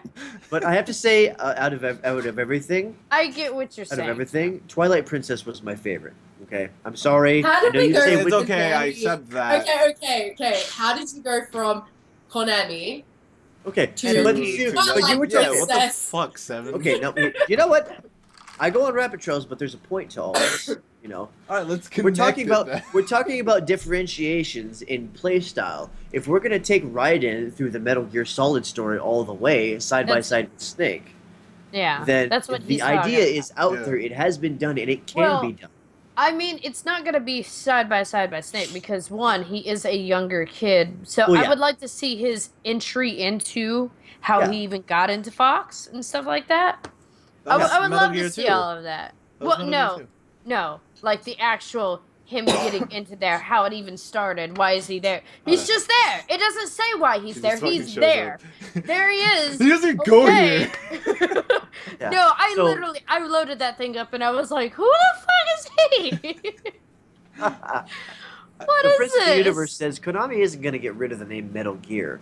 They No. own it. Well, of course And not. of course they own the name, but what it is, it's the concept and it's the feel behind what we expect of the name because it's been Yeah. around for so long. Yeah. And Bash Smash TV says, Same. indeed, but I doubt they can bring the same feel that Kojima did. Not in Well, the least, man. Precisely what we're talking about. Yep. Honestly, that's why That's like I having wouldn't Smash mind Brothers it. without Right. Masahiro Sakurai. Exactly. Well, I mean, that's why I wouldn't Honestly- mind. It's not a Smash game. What Yeah. was that, Rune? I was just saying I wouldn't mind if they did a write-in approach. That's all. I No, was. I wouldn't buy the game, but I would would- test it. I I would would test test Honestly, it. the next time honestly, I don't think there's going to be another one. Only because we're going into a video game crash, as is. Like, Yeah. video game companies are going down. And honestly, it's not going to be like there for very much longer. They're not a company that's going to stay through the video game crash. Yeah. It's the And, same with a lot of us, and especially Square Enix, for instance, is not going to stay. You know, a lot of these companies, they don't have enough funding or funds available. You know, a lot of people think that, oh yeah, no, they have a lot of money. They really don't, because they spend all the money on development. I mean, kits and development kits alone are around about 250 mil. Mhm. And the Prince of the Universe says, oh, they absolutely can't, but how the game feels never will be their concern. Making money is. Yeah, that's how But I now always see- feel with But things. that's how a video game company goes downhill. That's Yeah. where it starts because Yeah. and I'm going to bring you back to Bungie and Destiny again. I bought the first Destiny game. I have not bought the Taken King, and I will never buy a I Destiny haven't game played it. because Activision they took the game and they wanted to chop it up into 10 games to make more money. You just failed the entire everything of gaming. I haven't played it since it got released. That's how long ago. I played got mine for up 4 to months and I 30. quit. Bash Smash TV says a Solid Snake origin story would be great before he went Jason Bourne. There is actually that. There's a Metal Gear Solid for the MSX system. That's a thing. Really? Yeah, so it comes with Metal Gear Solid 3, actually. It tells you how basically he started, and he was like, oh man, Metal Gear is cool. And bullshit. Yeah. Well, I mean, I want Konami to do better. I just want them to do, because I know that they can, and they could do whatever they could do. Like, they can get the funding. I know if they really would be like, we're turning over a new leaf. If you could help fund us, here's the GoFundMe or something like that. If they wanted to, they could do it. But after all that Yeah. they did, I don't think people would actually like fund No. them. Like, if Konami was to right now go on and say, hey, we'll make Silent Hills for you if you give us money on Kickstarter, people would be like, fuck you. We don't even want you to make Silent Yeah. Hills. We want fucking Kojima to make Silent We Hills. want Kojima, yeah. Well, no, I wouldn't want them to make Silent Hills for anything. I would be really mad if they made Silent Hills. I would be like, I'm huh? sorry, 1 second. Fucking Bercifer just said I like Raiden more than Snake, and I have Beast. to say why. Dude, just let them have Well, their and my opinion. response No, is, I I'm know just- Beast. it's a Beast is joke. one of my fellow streamers, and he's Oh. not a sneaky person. He is a smash everything person. So that's probably why. Okay. I liked playing Raiden, but I also like Snake. But that's because I grew up on Metal Gear Solid. God, and Temp's wall games is like that. amazing. I love both types. Yeah, I hear that. Do we need to go on to a new topic? Yeah, because this is causing me to get a brain hemorrhage. Okay, so. Okay, so we're on to horror games. Is that correct? Are we? Yeah, that is Rune's topic. So Yay! horror games. Let's talk. Alright. So horror games have turned into the loving, holy shit types of games that we love into not so horror games. Rune, you want to explain that? Can we use the term absolute crap? There's only a few gems out there. No, Like- I took a shit the other day, and it looked That was just better It than like- scared me even more with- than I took a shit the other day. It scared me more than any other horror game. I got up, looked down, I was like, ha! Oh my Okay. god, that was scarier than Five Nights at Freddy's. But Rune, please, because Five Nights at Corn. a whole thing about this, so go ham on it, man. The It's whole your turn. reason horror games, and since it's Halloween in season 4, and I'm not even gonna brush on all the topics I have to say. I'm making a new series on my channel called Rant and Rage Arcade, where we talk about discussions of a certain type of genre of video game, maybe a video game in general. I can't wait And I wanted to start off on something that I actually really cared about, which is horror games. And it's not so much going on to indie games anymore, because indie games, like 2 to 3 years ago, were really kind of crappy. Like, it's a Slender Man everywhere. There's Yeah. Slender Men everywhere. I wouldn't have even been surprised to see freaking Slenderman dildos after all I that. know, Just right? But Slender was Like, good. It was a good kind of horror. Yes. Yeah. But and then they had Slendy Tubbies, which I loved because it incorporated multiplayer, which that's why I love Slendy Tubbies. Then they had Swamp Simulator, and then it just Yeah, went and then it downhill just from there. Yeah. It's a thing of that people saw the idea. They were like, I want to make my own intake on this, and it ended up terrible. My thing about it is, and this is what's really been bugging me, and it's actually the start of my whole thing. What bugs me more about it than anything is the fact that AAA companies, the big name companies, have just not been adding up to it. And I have to say that recently, some DLCs have come out for certain types of game, like The Evil Within is a big. I am so mad at that game. I hate that game. I still haven't finished it. I can't. I did 4 haven't- episodes of it, and I never picked it up again. It was a 30 gig game. Yeah. It's too And fucking long. it was 30 gigs of dead weight hanging from my throat. Let me put it this way. Okay, so you go into this town. Okay, well, there's some zombies. Okay, there's a dude with a Okay. chainsaw. Okay, all right, Okay. you got to do this thing that's gonna open the gate. Okay, he'll see. Now wait. Now you're fucking serving. It's the same goddamn thing as freaking Resident Evil 4. I'm sorry, where was the chainsaw dude? It's Resident Evil 4. And in the town full of zombies. I wonder where I've seen that before. Oh, I gotta do a certain thing to open this damn gate that's on the other side of the place where all the zombies will go away. I was furious. I was sitting here. I was like, did you think It's not just a like horror the, game. I also want to It's- mention that I'm like 13 chapters into that game. I don't fucking know how many chapters Like- I am into that game. And I'm just starting to get a concept of a story, I think. No, you're not. Trust me. He was trying to make a horror game. Look, I'm gonna put it this way: the DLC is more of the story than the fucking game. Oh my god. You know what? I didn't even get to the. I got to the gate. I didn't even get past the gate with the zombies attacking you. So Like, it's just it just kind of racks my brain because the demo that they put out for people to do for the trailer, where they're like, "Oh my god, it's so scary," is literally the first 10 minutes of it, and I was just floored. I was like, okay, so I've seen this in the trailer. I've seen this whole, like, the first part where he's, like, running away from the chainsaw dude down the corridor with all the things that are trying to eat him up, and he goes down the blood chute. I've seen that. That was in the demo. They showed nothing else after that, and for obvious reasons, because it turned into what could be a horror game into something that wasn't. yeah, It was just based on a story that didn't even and end what up it like was, creating. and it was mostly even just the hype of having the creator of Resident Evil, Shinji Mikami, writing and designing the game. But that was Resident Evil. That's the Evil Within is not Resident Evil, and it's not a horror game. Well, He that's tried- why Evil Within is pretty good though, honestly. I liked as soon as the DLC came out. I'm not gonna lie, it had redemption qualities from the DLC, and No. there were certain parts I liked, no doubt. But That game scared the living crap out of me though. Which one? Evil Within? the Evil Yeah. Within, yeah. How? Like It was a little bit of clinch worthy, but I don't know. for it to call it a horror game, scared just of like that. straight up horror game. I No. wouldn't call that a horror game. Because there's this Virgo. part in the game. There's this part in the game that it has a close up to a painting, and there's a little hole in it. I think it was in the trailer to it, actually, because I saw it afterwards. And then suddenly, like, the antagonist's eye appears in it. It's like, "Dah!" And, like, I didn't know it was coming. Scary. No, because it was close enough, and I was like, something's gonna pop out of that hole. And lo and behold, something popped out of that hole. And I was too like, goddamn predictable. Now, Virgo suggests the Hat Man as a good horror game. Is that the one? No. No.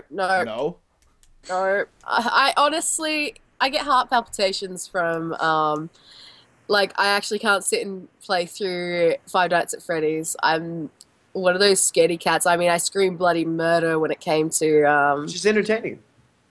No, I don't want to die in front of my computer screen. Jeez. No. And Bash Smash TV said, I kind of like the idea of Until Dawn where you decide the outcome. Yeah. It has to do with Obscure 1 and 2. So Until Dawn had some redemption qualities, I have to say. What's Rune, as an expert in horror games, pretty much, since I know you play a lot of them, what are your thoughts on non-linear paths and branching choices in horror games? Do you think they belong? I think we should all take a turn at this. Yeah. Do you think they belong in horror games, or do you think they should be used sparingly? I think that Until Dawn had... Let me just put it this way. Until Dawn had a lot of potential, but that was not branching paths, in my opinion. Like, it had some branching paths of, oh, this person dies, so you wouldn't have a person to go with down the certain corridor later, but it didn't have... like, severe different outcomes, in my opinion. Calling it a butterfly effect was a little too much, because there was, like, it was kind of the same ending. I love the idea of it, and if they could do something like that, that would be amazing in a horror game, I think. Is be like, okay, so here's one where you live. Okay, well, here's one where you die. Okay, well, here's one that doesn't even collide with anything. You don't even know what's happening over here. Like... something that would actually make you think that you had control over the game instead of just like, oh, I didn't, I fucked it up, man, and I can't go back and I can't change it. He's dead. And now Jessica is gonna die too, you know, like something like that. I just want, the reason why recently, besides, like I said, the Evil Within DLC and Until Dawn. With these two games, they've had a lot of redemption qualities, most heavenly, especially with the fact that it tried to do the butterfly effect. I enjoyed it, but it wasn't, like I said, that was not the butterfly effect. That's the same. I went on that path, and that person died, and it's the same path, it's the same end. That's the same end. Even though 5 other people died, that's the same ending. Yeah. But with horror games, as we stated earlier when we were talking about Allison Road, you need a good story, of course. Yeah. You need amazing ambience. And you just need something that you just don't normally get in, like, stories and stuff. The reason why we play horror games and why we play games in general is to immerse ourselves in that reality. Yeah. Because, yeah, you can watch a horror movie and it can be scary. But when you literally are playing as the person in the horror movie, you're kind of like, I don't want to do this. You find out who's really using fight and flight at that moment. Yeah, exactly. Now, like, that's a good question. Somebody asked... Okay, go ahead, Steve. Oh, okay.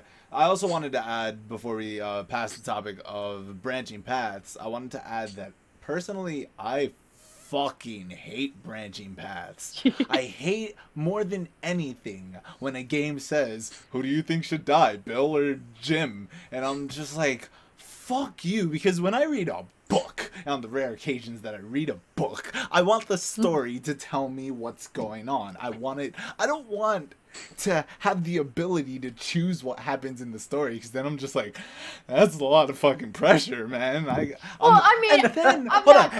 of the point of the choice too. And then there's the thing of, I wonder what would have happened if I chose the other choice. And I understand, this is actually what I do. I just go on YouTube and I look at what happens with the other choice, because I'm not looking to play the game over to see it. Well, like the good thing about Until Dawn and what I loved about it is the fact that you could go back in chapters and fix what you wanted to do, and it would change the ending of the story. That's what I loved about it. The thing is with Until Dawn though, and I have to admit, because I have actually played it quite a lot. Of course, the scare quality goes down once you actually know what's going to happen. Yeah.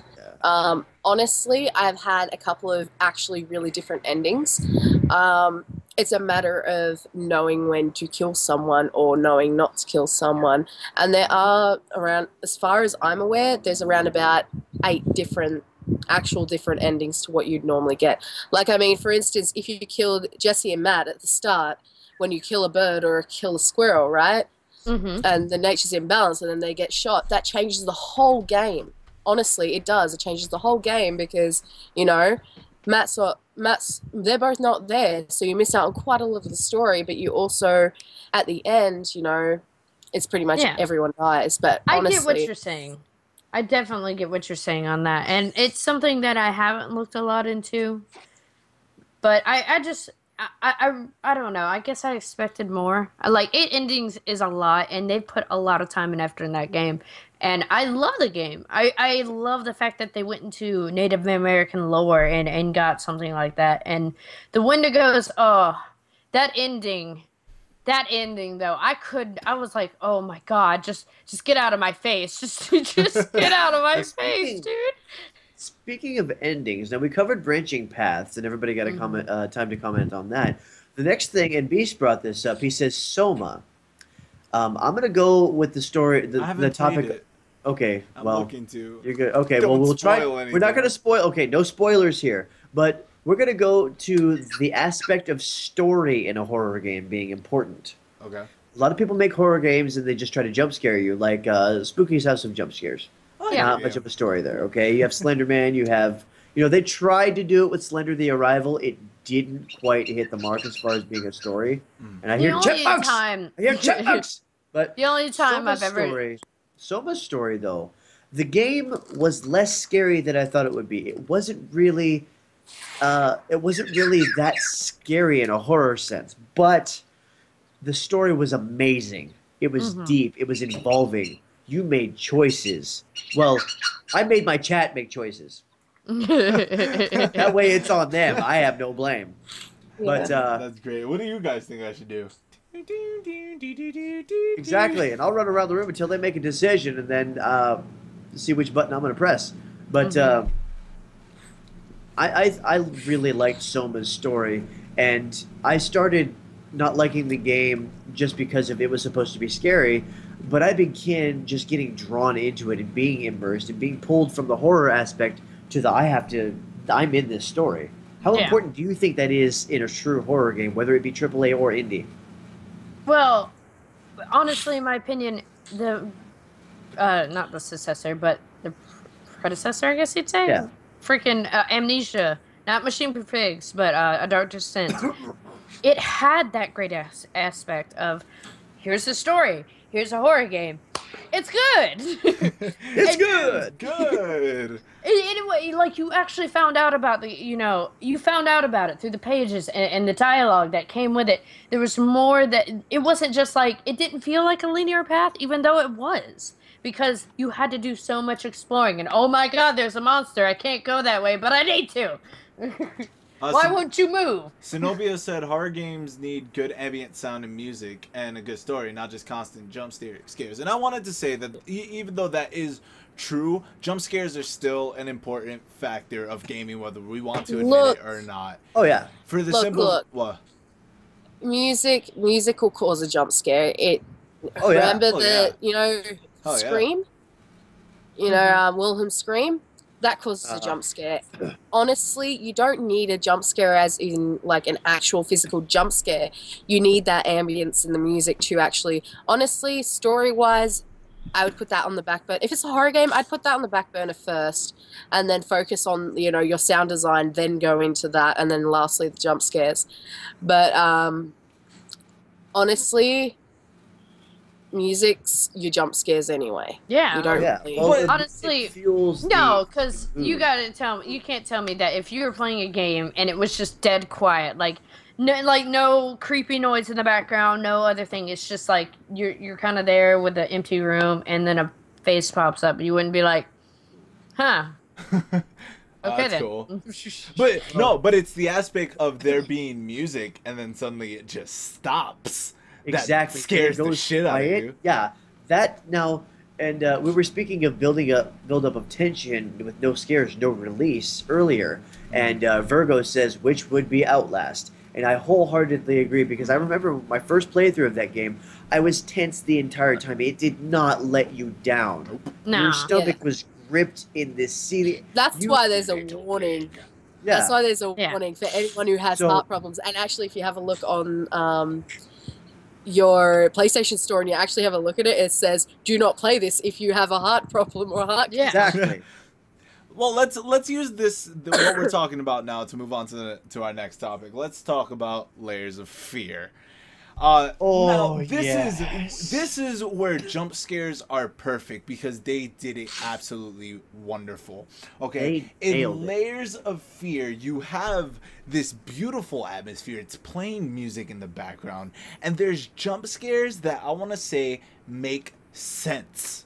Yes. They make sense. You open a cupboard and suddenly a whole bunch of like glasses fall to the floor. That makes sense. You turn Is that what around and happened? there's a gigantic painting in front of you. That makes sense. Having a face just appear on the screen for no apparent reason whatsoever, that's fucking Like stupid. the Jeff the It Killer is game. cheap and it is overused and it needs to stop. Yes. People said Layers of Fear was a game of all atmosphere. There were no cheap jump scares. I want to say that that's complete and utter bullshit. Layers of Yeah. There were Fear a couple has cheap- yeah, cheap there were a jump couple. Yeah. scares, but they Yeah. make sense.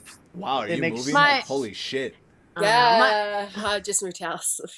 My favorite part of Layers of Spider's Fear still that I've chasing her. seen that I've seen so far is got to be the basement scene where you go Yes, you that got was to a go good one. downstairs and you play with the piano and everything starts moving and I love that floating shit. and you're like, oh, and then it hits a sour note and everything falls and crashes to the ground and you're like, oh, okay. I saw that I coming, I though. gotta leave. That was just Yeah, it that was made rather sense. predictable. Yeah. I Yeah, have but to it was- say, I have it to was say my nice. favorite things were the ones that interacted directly with the player.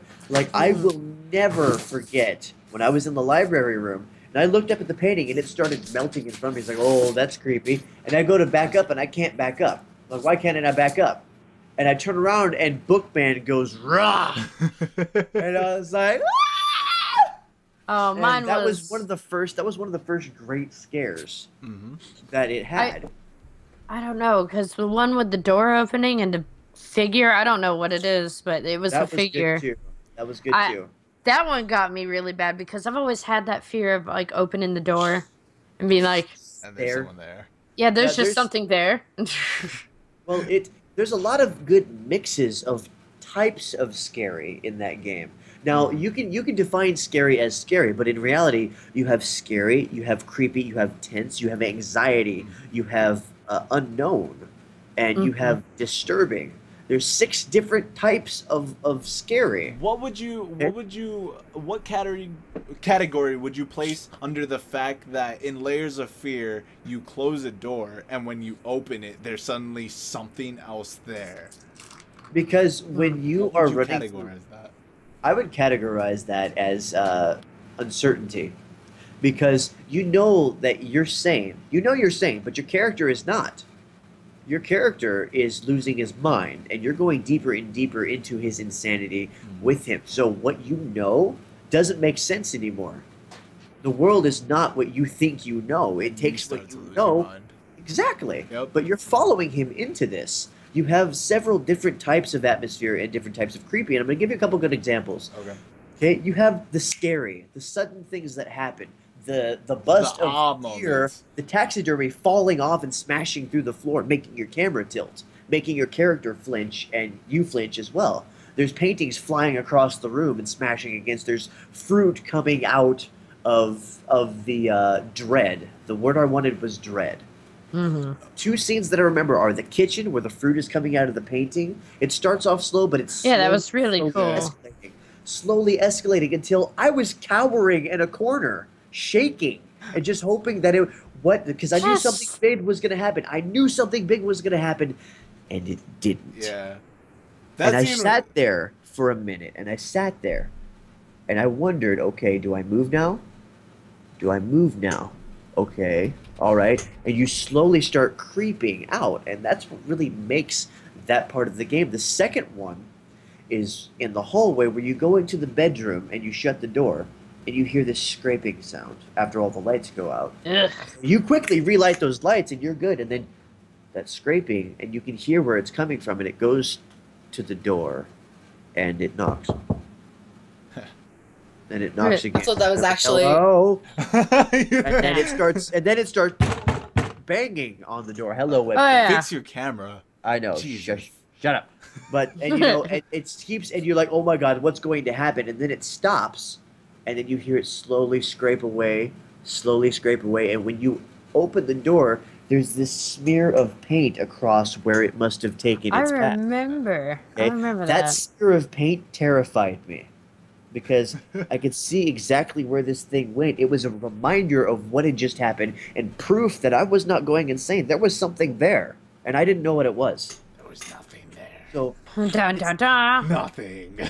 and then bringing up the baby room, and I won't spoil that for those of you who haven't played it, but the baby room was one big mind fuck. I love that room. They used all of these different types of tension and fear and just to create dread, which is really something a horror game. You shouldn't want to just startle somebody. You shouldn't want to scare somebody. You shouldn't want to creep them out or gross them out. You want them to feel dread. It's a combination of all of these things playing their part in the puzzle that is a horror game. Yeah. Honestly, That perfect. I have to say, like, one of my favorite horror games, and I sometimes have to compare Layers of Fear to it, because one of my favorite all-time horror games is a game that is a big hit for a lot of people recently, which is Alien Isolation. Okay. I never want to play that game again. Alien Isolation, ever since they added the Oculus Rift, where you can go and I forget what the mission is. The thing about when it came to Layers of Fear, it had certain things of suspense and stuff like that, and that's what I remembered stuff from like Alien Isolation where it was like, oh, it's like, oh, okay, everything's fine now, and then you hear the alien drop, and you're just like, okay, everything's not fine now. It's not fine anymore! You have this overwhelming fear that at any moment in time, you're gonna knock over a bottle, or something's gonna happen. Like there's a noise. Oh, the alarm went off suddenly, or something like that, and he's gonna run and eat your face. Because I was terrified when I ever first entered the room. I was like, they made the alien, and he's actually scary. I'm gonna cry or scream because I don't want to die. But like in Layers of Fear, it had really good moments like that where you're just like, okay, we can go to the next room now. I don't want to be here no more. I don't want to be here no more. All right, due to the fact that we're kind of pressing for time and I really want to play speedrunners by the end of this, let's go to Vince's topic. Vince introduced this because I have no idea what the fuck it is. So, go ahead, you have the floor, man. All right, so the topic that I wanted to bring up was something I recently came into just within the past few months. It's very hard to find them if you go to Google them. They are chat source games for Twitch streamers. The most popular is probably Choice Chamber. Now, Choice Chamber is a game that you link up with your bot. The bot provides prompts in the chat, and people will vote on what weapon you get, what type of jump that you get. The room captain who can spawn hearts or enemies for you, and basically just uses the Twitch chat to influence the levels in the game even. So you might have a room that is a checkerboard, 4x4, but each block, there's like 2 or 3 blocks of 4 separate colors. Okay. When somebody types blue, all the blue blocks disappear. So maybe you can jump on top of the green one, but if somebody types green, that one will disappear. You know, you got to wait until the right combination of blue, green, yellow, and red. So hold on. So you have a platform to get across this damn room. You mean to Is it the tell Konami me code? what? What now? What? Wait, can you use the Konami code? No. I doubt it. God. Don't get us back on Konami. You're gonna give Steve an aneurysm. Yeah, please. So you mean to tell me that there are games that allow your Twitch viewers to basically to troll have you, fuck with you? Fuck Yeah. that shit. No. It's brought immensely it up. entertaining.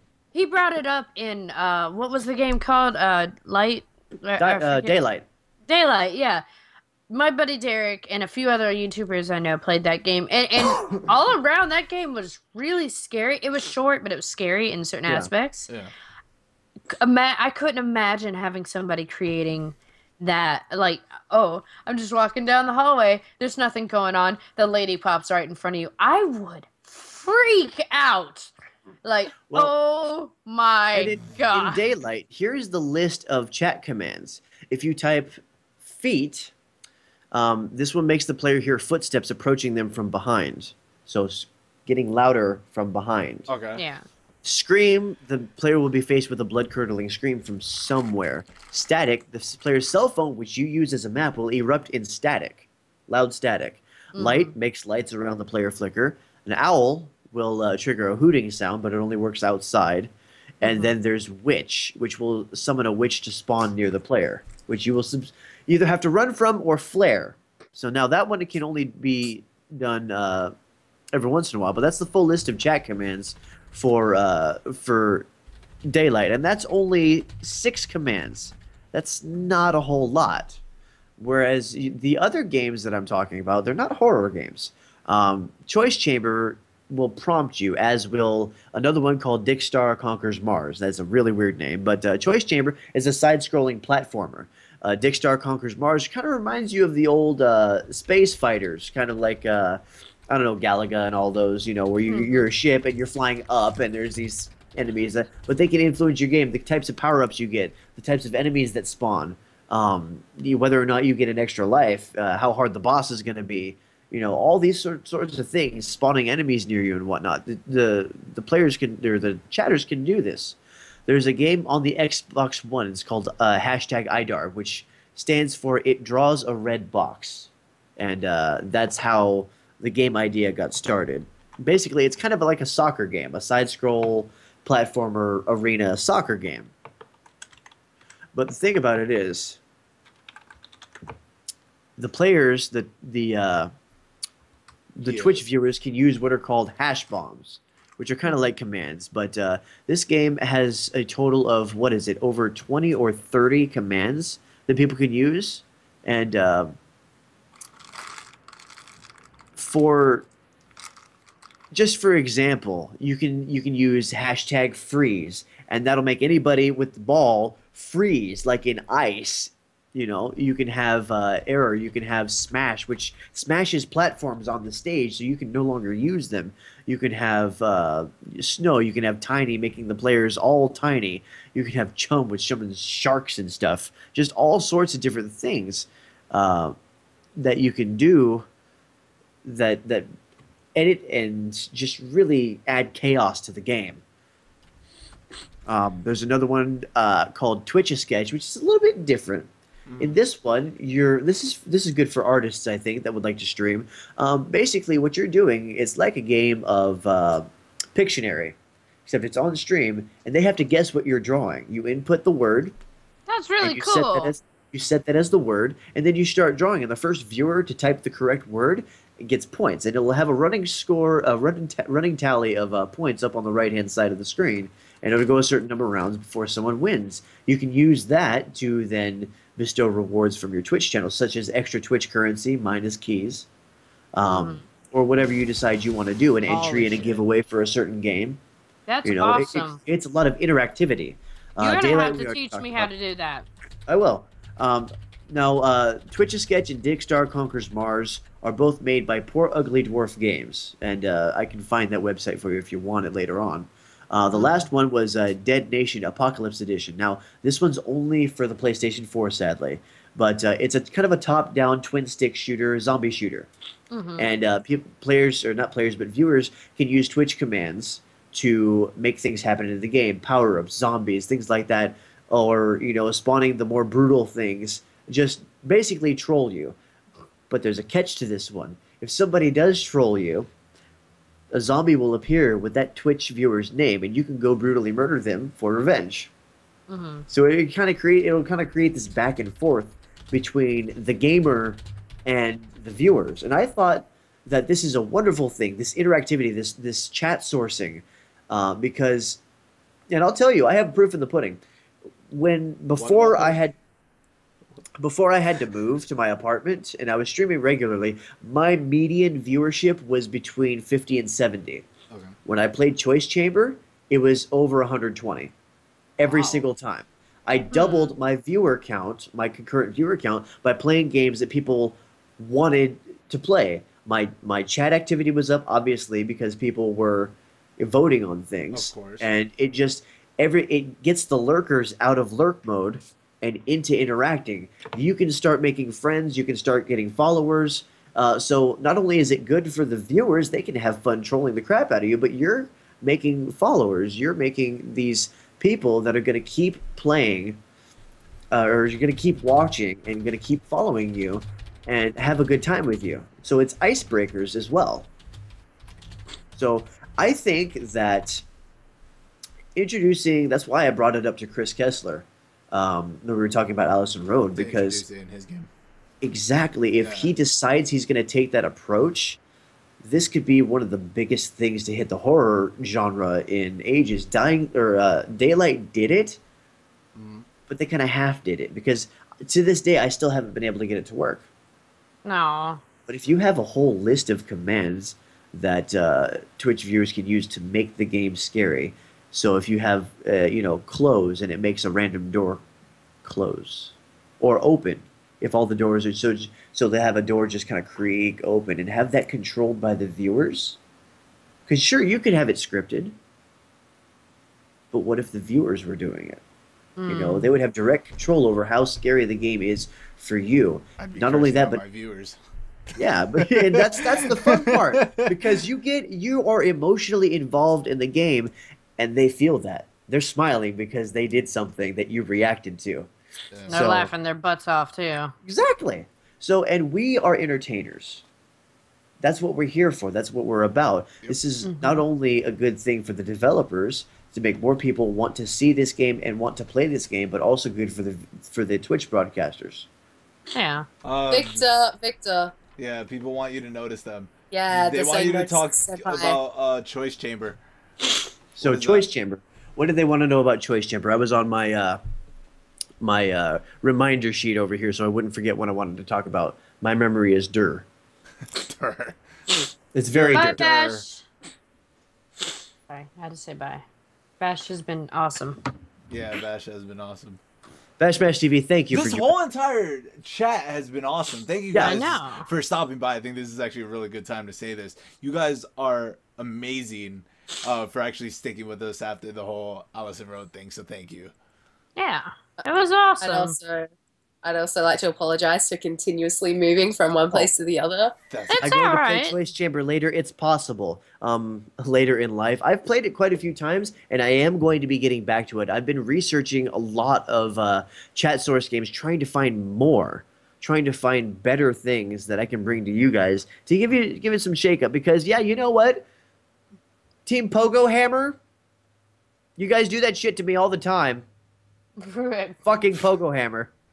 I was like, wait, who is he talking to? It gets Pogo. Okay, that's one of the jump options. When they say time to upgrade that jump, what should he have? You can have a higher jump, which doubles your jump height. Okay. You can have double jump, which gives you a second jump in midair, obviously. And then there's Pogo jump, which you are constantly bouncing at a normal jump height. Sounds great. Unless you are holding the jump button, so you have to like reverse jump. You have to hold jump to not jump. And it pisses me off because I can't get used to it. So, all right, Link Happy, thank you for joining. Link. You are awesome. Bye, Link. You want to move it on to some speedrunners? All right, so now that all of this is done, we went through all the topics. We have a few minutes to play the speedrunners. So how we're going to do this is we're basically... I'm getting it. We're going to have a competition within ourselves. First 1 to 3 all-around wins is the champion. Hopefully it doesn't last as long as I think it will. That's what she said! That's what you said last night. You know what? Fuck you guys. That's what she said! Temp, what's your Steam name? I need to add you. All right, so someone else host it because I'm doing of course that. I'm doing the thing. I'm gonna change to this screen right here because we're about to go in this shit. We're about to fucking. I can host the speedrunners game if you'd like. I will just have to have everybody's. I'll host it. I got it. Okay. Either way, somebody do it and invite me. Damn it. There you go. Yay. I'm not even logged in. Give me a second. Hi. Temp. Yeah. Your Steam name. I just typed it into Oh, chat. okay. What's my look password? at that sassy attitude.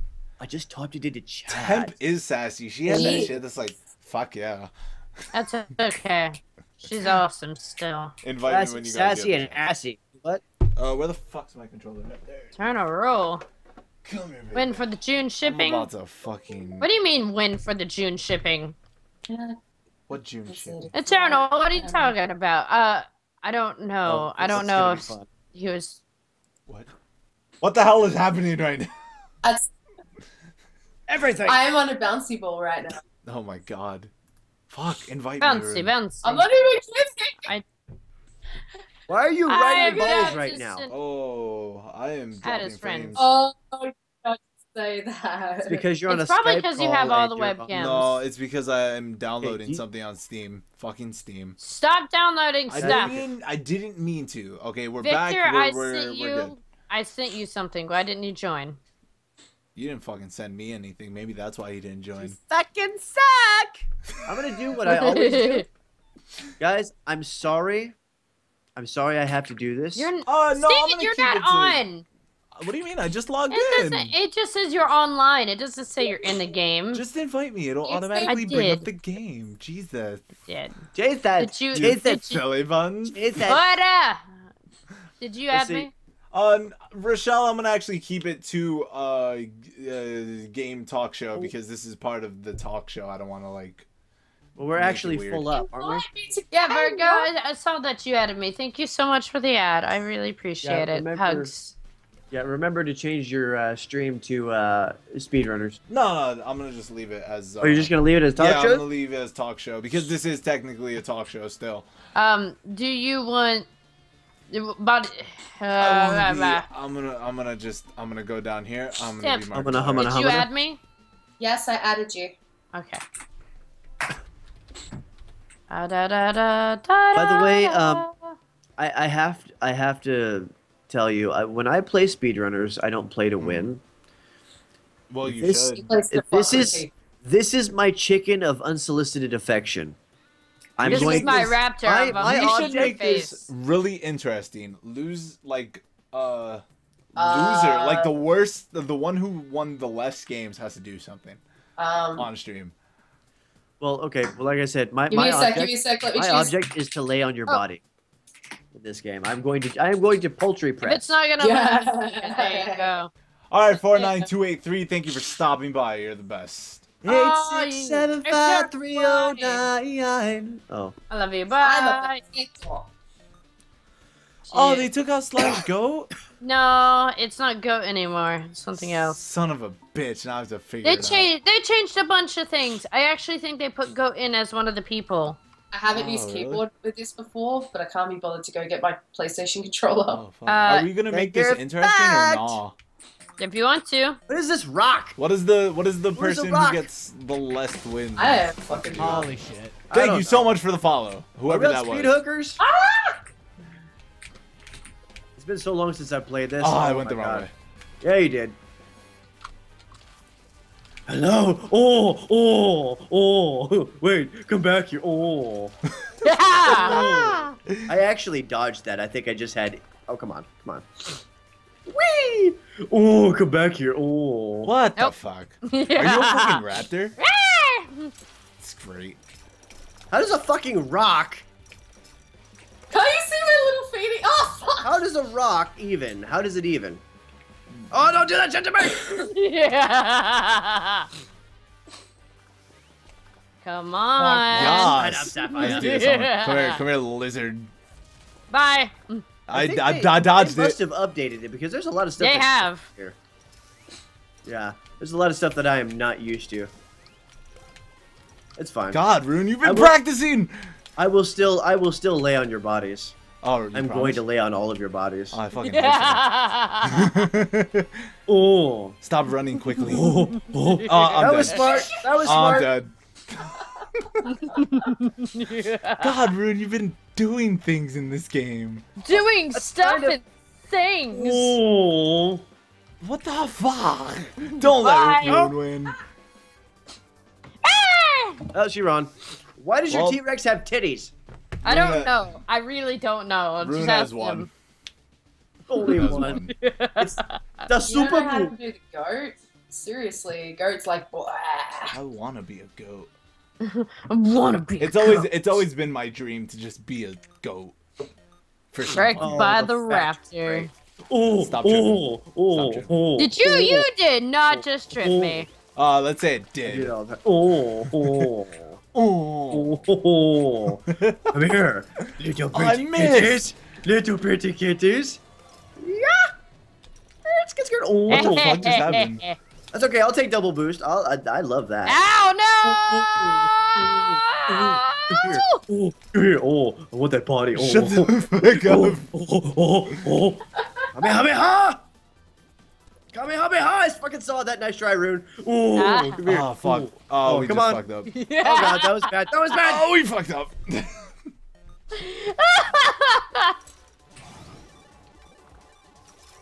I fucked up. Fucked up. Yep, I've definitely fucked up for the day. It was at this moment that Steve realized he fucked up. The potato. The potato. You're a potato. Potato. I'm gonna. Oh, God, that was a bad idea. God, if Rune just wins it straight Kamehameha! out, Fuck, like, I fucked up again. You know how long it's been since I played this? At least Since half we a year. last played. Oh, at least half a year. No, because I played with Fox and Neo Sci-Fi. So. who's that? YouTubers. Oh, okay, that makes sense. We all Okay. fucked up. And the rock wins. Oh, it's a potato. It is a potato. I'm sorry. It looks like a fucking Yeah. rock. Okay. I thought the rock was getting a little bolder. Shut the fuck up. Just shut your damn mouth. You know that pun rocked. Fuck you. No thanks. I'm already hard enough. Can I have that, please? Stop. And you just got That was- you just got dodged. Whee! I did that from way too far away, which is what he said. That's what you said last night. Oh, Oh, suddenly everything is more serious. Oh God. Goodbye, Well, Victor fucked up 7 again. Games. It is I had a between you hooker, and too. I and you, Rune. My bliss. Ah, Steve, you. suck, Steve. Fuck you. No thanks. No! Holy shit. We'll always love you. I can't believe you do this to me. God damn it. How could you do this to me? Sorry. God damn it. Will you just fail? Please. No. Nice, Steve. Very nice. I like how you trip over shit. Fuck you. I like how you trip over shit. I like how you. Over on your shit. I like how you Yes! don't. There we I go. won one. Oh, so strong. Oh. Like the way you pump it, baby. Yahoo! Nope. Not gonna hit me. Wait, what? Well, did that was nice. Ah, fuck. No! Okay, I'm dead. I'm an asshole. Hey, Rune, how's it going? It's going good. How are you doing? You're good? I just want what's under that tail. Come here. Whoa. Oh. No, don't Whoa. go Poultry with that press! I missed my poultry press. Why would you? Ow. Because I'm amazing. At least you dodged. Doge! Epic Doge was epic. Hi. Hi. GG. Hi. If you let fucking Rune win, I'm gonna be so upset at you. That was nice! That was nice, you dick! That was played You're extra a really well. cocksocket for doing that to me. Fuck, Rune, you only need one more and that's it. Live stream's over. Holy shit. Yeah. Alright. I We have to make this good. Let's do the Metro level. It's got updated. No Metro. Yeah, no, let's do the Metro Where's level. my alley? No, Metro. Where the fuck is my alley? No, that's Alex Metro. the now. Metro. Metro is alley. Is it? Trust me. This is beginner shit right here. Oh, so they can't did. do this They shit. fucking changed everything. Why are you gonna change? Oh, there's a gap at the top now. There's a gap. Yep. At, really? There's a gap at the They fucking changed top. a lot now? with this game, actually. Oh fuck! The potato got me. Fuck! Damn it. Thank you. I recovered. No shortcut. You ruin everything. I do. I am good at that. At least I know this map. Except for that. Some parts. At least I know this map. Rip. And that. Yep. Oh fuck! Forgot I my was hoping line! Forgot my line in this game! Damn it! All right. Okay. Ow. Okay. Yes! I got you! Yes! All right. I just want it. I'm just gonna do it. Fuck you. Didn't even realize you had that. Oh fuck! I couldn't get up. No one there. ever does. Tripping on everything. You said? Fuck you and your damn boxes. Boxes. Boxes. Fine What? chicken balls! Baxes! Don't let Rune win. You're an Oh, that's- asshole. What did I tell you not to do? Steve? Yes. You shut your mouth. I'm listening to you speak, but all I hear is the shit that you keep doing. And I know that's gonna hit me. I know it's gonna fucking hit me. Oh, you son of a bitch! Oh, you poultry press! excuse me, I'm Markiplier. I'm not a poultry. And yet you're still getting owned by a raptor. Fuck you. Are you a velociraptor? Yeah. I got it. Velocities. He's just about to get Why do hit. you have tits? Seriously. What? How did that not count? How did you swing the... Okay, I call hacks. She's obviously I'm hacked. calling hacks too, honestly. There, that should have hit you. I saw that hit you. Rune, will you stop being so... What the f- Shut over your shit. God, I wish Rune would stop being so good at this game. You almost poultry pressed her. Almost what? Poultry press.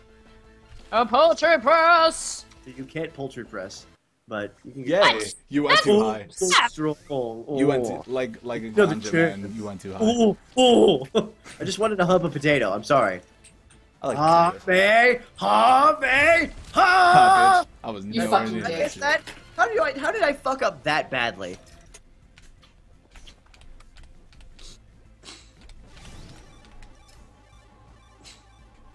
No. Damn it. Sorry. Fuck you. No, It's thank mine. you. Boxes. Will you stop doing shit to me, please? You son of a bitch!